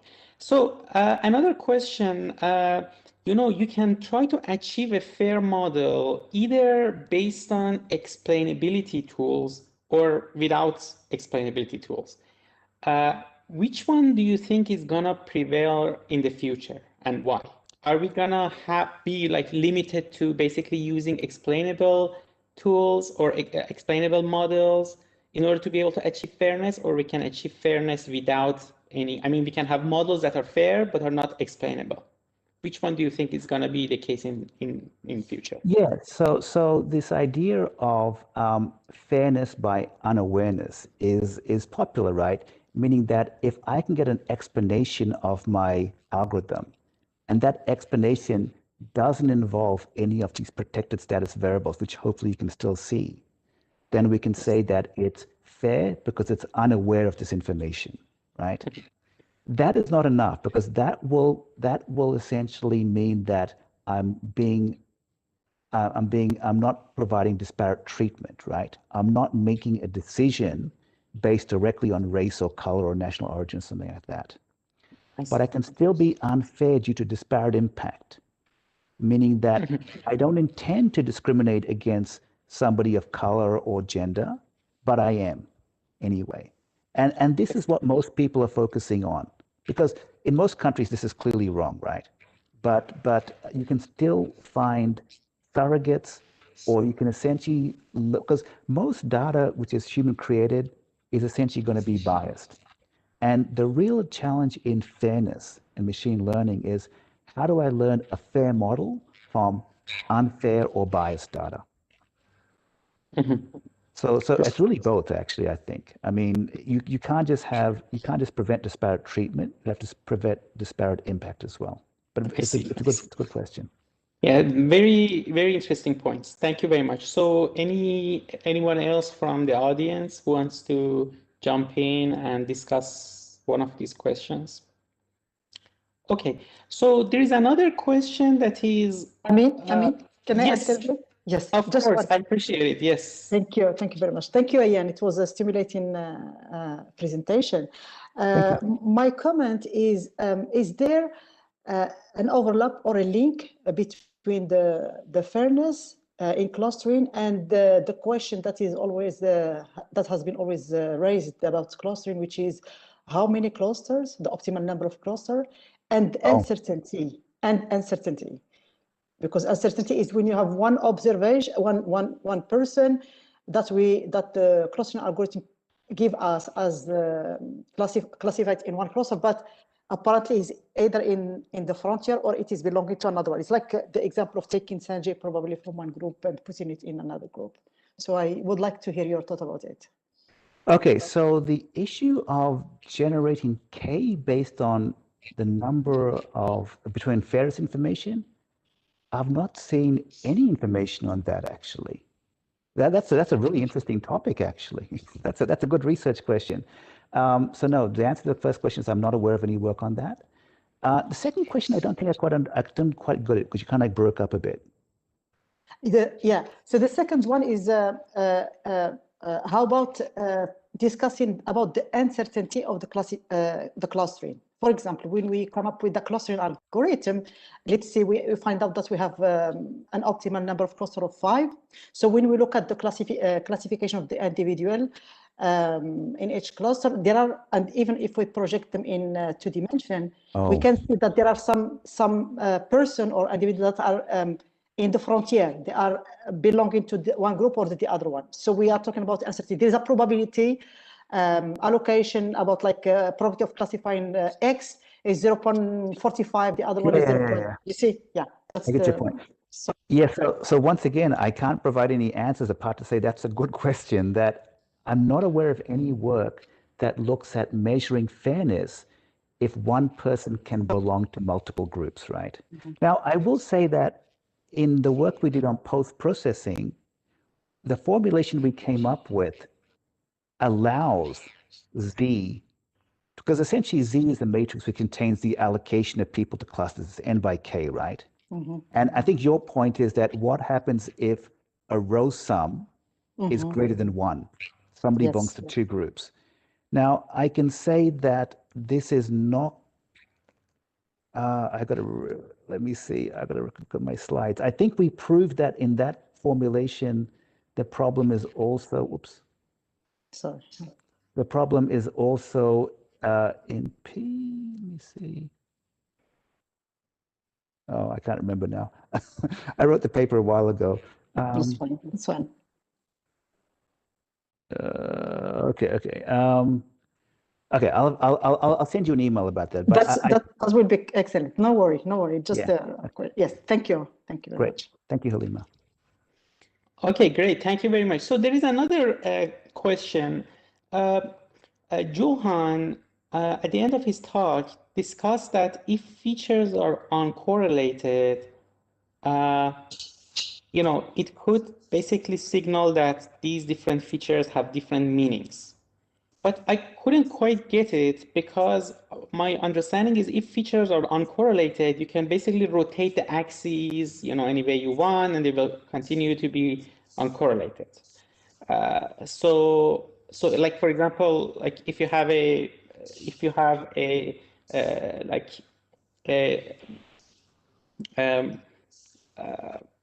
if your covariance matrix is diagonal and there is no correlation between different features, so it means that if you rotate your axes, basically it's gonna stay like that. So how do you say that? How do you relate the two properties, whether features are uncorrelated and whether each feature has a separate meaning? Well, in that case, it just follows from the fact that the dual problem is an eigenvalue decomposition of the kernel matrix. So you need to choose then the number of components there, and the number of components that you choose is equal to the number of hidden features in the Rbm interpretation, the neural network interpretation of it. So we observe in the experiments when you apply it to images that it has indeed that kind of property, but in an approximate sense, let's say. So I cannot show the slides again. I think maybe I can. If you just give us some high-level hint, I think that will be enough. It's not exactly that, for example, the hair color of the person is changing, but approximately, so the interpretation is just not 100% exact in that case, but but we observe, yeah, that indeed also for background, for example, so there is an also component which explains the background, for example, yeah, so we can really give a clear explanation in that case of the image. Okay, so I have But another. indeed, I think the rotational invariance and so that has more to do with the choice of the kernel function. And so you may have kernel functions that are translationally invariant or kernel functions that are rotationally invariant. And so if you use an RBF kernel, for example, then you have something that is rotationally invariant. So I was explaining related to deep kernel machines. Yeah, that is, I think, also one of the interesting possibilities for deep kernel machines, because you could choose in different layers kernel functions, yeah, with different invariance properties. And so you might conceive an architecture where one layer is maybe rotational invariant, but then another layer is maybe shift invariant or so, or a first layer may also focus on a particular region or so, attention to a particular region. So that may reflect also, yeah, some properties of the brain, I think, where also some of the activation functions for different types of neurons have also different kinds of characteristics. So maybe that could lead on the long run to a kind of theory where you could really say, okay, this is the kind of architecture we would need with those kind of properties for the activation functions or the kernel functions.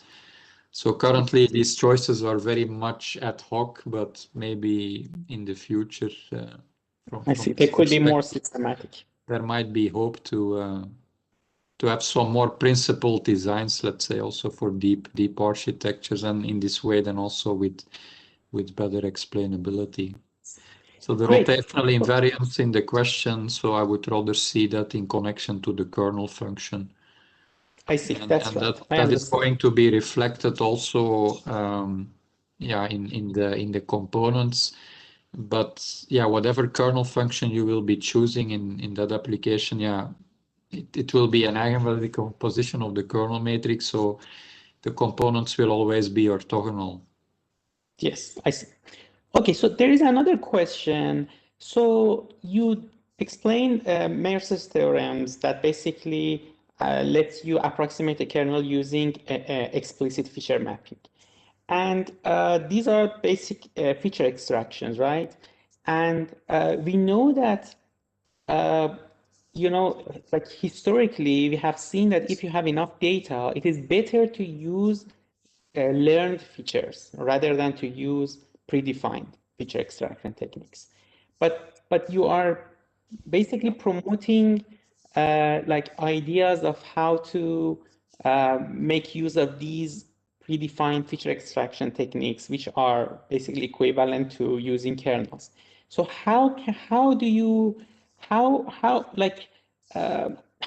explain That is a misunderstanding.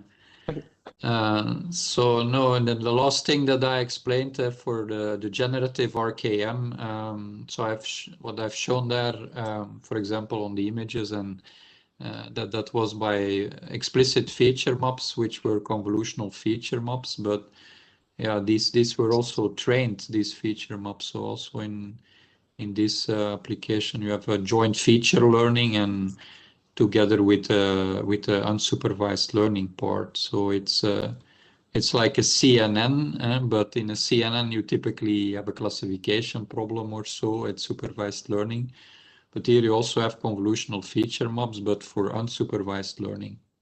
I see. So okay, you should rather see the kernel Pca problem is more related to the last layer. Just like a classifier, when it's supervised, it's an LSSVM classifier, for example. But if you view it from an SVM perspective, you could also train a classical neural network by an SVM method. I wrote a paper in 99 many years ago, how you can train a classical neural network by an SVM methodology just by taking the feature map equal to a hidden layer of a neural network. But you have more parameters than to train. While in SVM you have a smarter choice through the kernel function. You have only one parameter. If you have an RBF kernel, only one parameter, which is describing your hidden layer. So that's kind of very smart because you have only one parameter there, and you can generate all kinds of functions that you can imagine. So that's on itself quite amazing. But nevertheless, if you work in the primal, you have the advantage, parametric models are more flexible. So therefore, neural nets you can immediately use for parameterization of all kinds of nonlinear functions in whatever application. If you work kernel-based, then in the primal dual picture, you need to also apply the kernel trick and the duality principles to get the optimal kernel representations. So that is somewhat more difficult, but once you have that, it also gives you a broader picture on how you can conceive models. You can think about models in a more integrative, broader picture, let's say, in this way. But so in that sense, my answer is that that was a misunderstanding, maybe, or maybe I didn't stress that enough. And so also in the generative RKM, we do something like you do in CNN, joint feature learning with together with the kernel PCA part. So all of this is done all together. I see. Great. Thank you very much. Truly deep learning in the deep learning sense, and also it's kernel based. So great. So I have a question. There's a question for like Tina, but Johan, if you or anybody else can discuss and share your ideas, it's going to be helpful. So the question is, fundamentally, what is a better way to represent nodes if you want to be able to represent connections? Is it better to represent nodes as a graph and connect nodes that are relevant, or is it better to basically use embedding in a vector space? Because embedding has certain properties, graphs have certain other properties.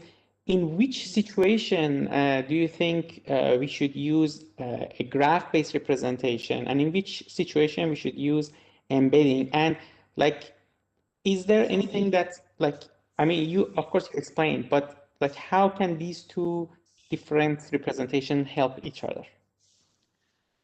Well, the embeddings, I'm sorry, I'm going to go first because I have to leave at 2:30. I have another meeting. So the thing with the embedding is that you're already sending your graph, supposedly, right, through a procedure that says basically vectorize my nodes, or vectorize my edges, or like vectorize my subgraph, right, or vectorize the graph.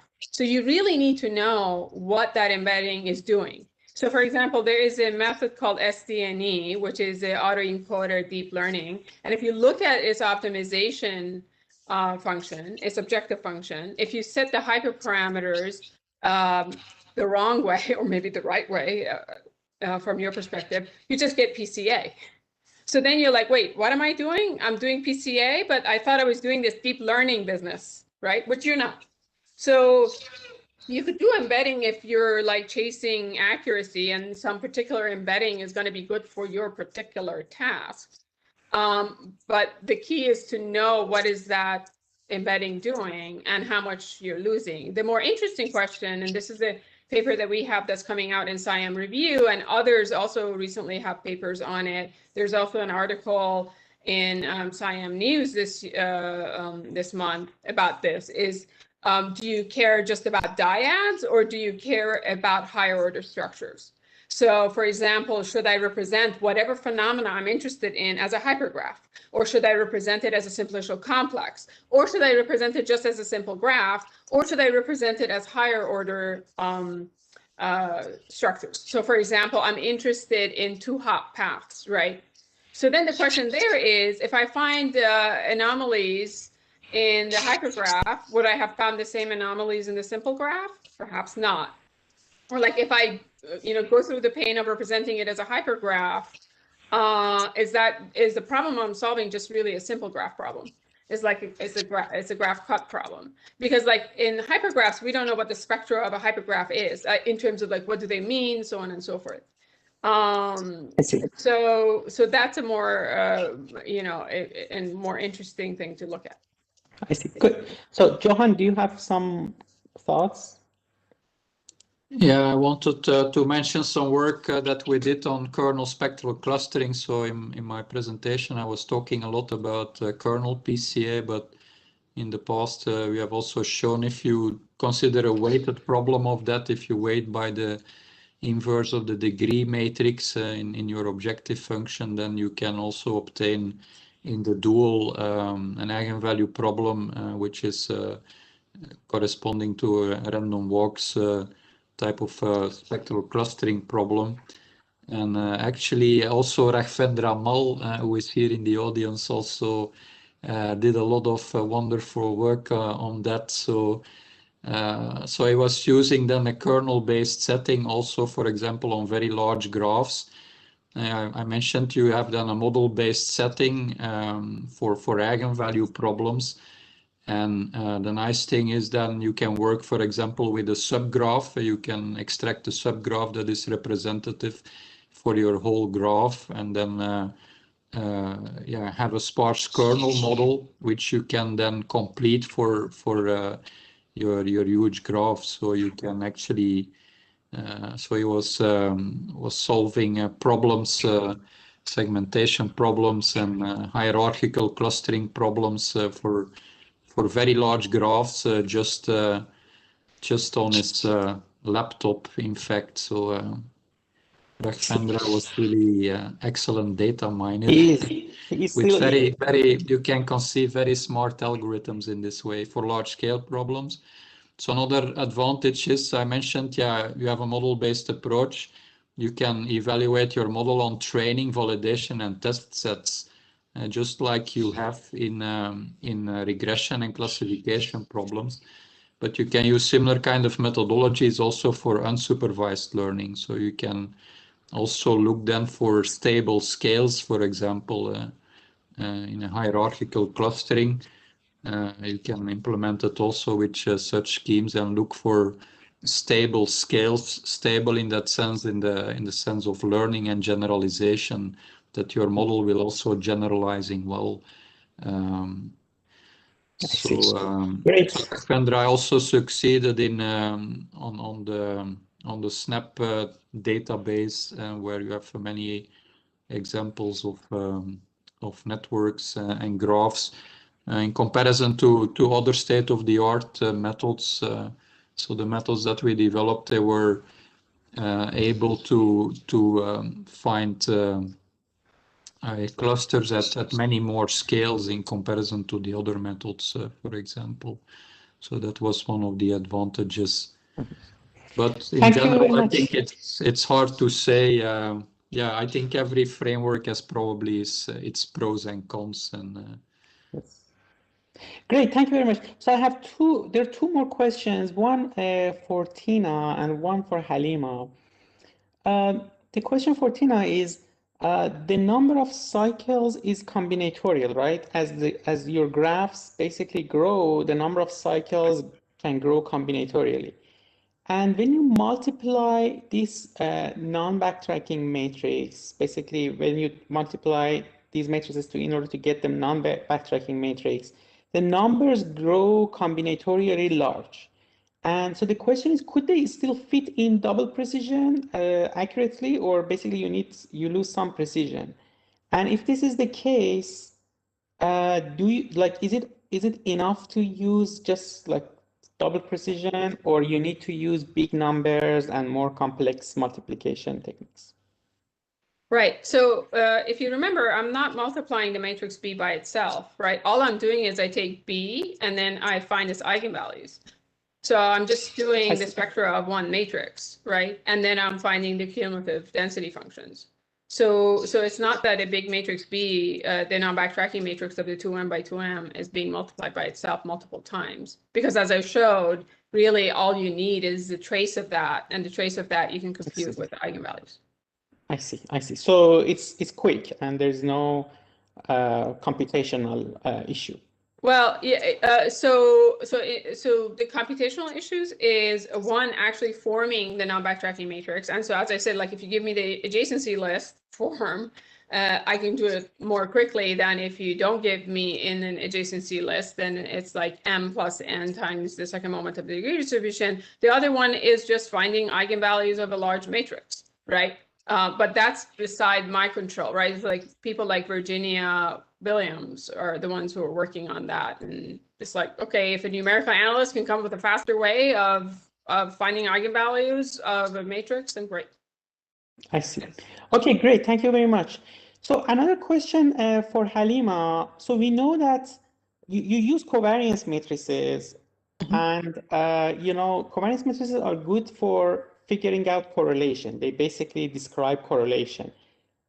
What would you need in order to be able to do some causal inference? Like for example, figure out what genes expressions cause what other gene expressions. Is it like, do you need more data, or what else would you need in order to be able to reason about this? Personally, I didn't look into that. I looked just at the indirect covariation. So having that was summarized by Sigma. But there is a lot of work that it will be challenging, more challenging when you are looking at it's called from upstream to downstream analysis. So it's like causal. So you have one gene that is having an impact on another gene. So in this case, the estimation of the sigma, the way I show it using the Poisson distribution, will not be. We need to have something on top of it. So yeah. So one other thing, how difficult it is to gather data in this application, and how expensive and difficult it is? It's very expensive because all this new technology that we call now next generation sequencing technology. So there is RNA-seq, there is a high-seq, chip-seq, etc. It's very expensive by comparison to the traditional targeted sequencing that costs now around $150. So the data, they are very expensive. We don't have availability. So there is one database that is popular, that's known to be, we call it CleanVar. I think it's hosted by NIH, I think, yeah. So this CleanVar data, so far it hosts a million of variants that describe a pathogeneity in general, not Mendelian disease pathogeneity, but pathogeneity that are described by 14 clusters. It goes from very pathogenic to benign variant, and there is a lot of activity or a lot of work that are currently processed to try to see what is the score or what is that future that can help us probably classify, because when you look at those 14 cluster of this variant, pathogenic variant, using t-SNE or any other method, you can see that there are a lot of overlap, and all these classification of those variants, they are done manually. There is nothing, there is no reference. So it's a hot topic, and the data, it costs a lot as of now. But when I was mentioning one little thing that probably the algorithm was performing better than Outrider is when you have, when the data are very expensive, and you are just, probably you are working in a small hospital, you have access to few people, and you want to study, for example, their Mendelian disorder, genetic Mendelian disorder. So in this case, the Outrider was not working very well. We were outperforming Outrider far away from working on a big sample. So I hope that's great. Thank you very much. You're welcome. Thank you very much. So thank you very much to all of these speakers. All the talks were very substantive and helpful, and thank you so much to everybody. Also, thanks to the audience.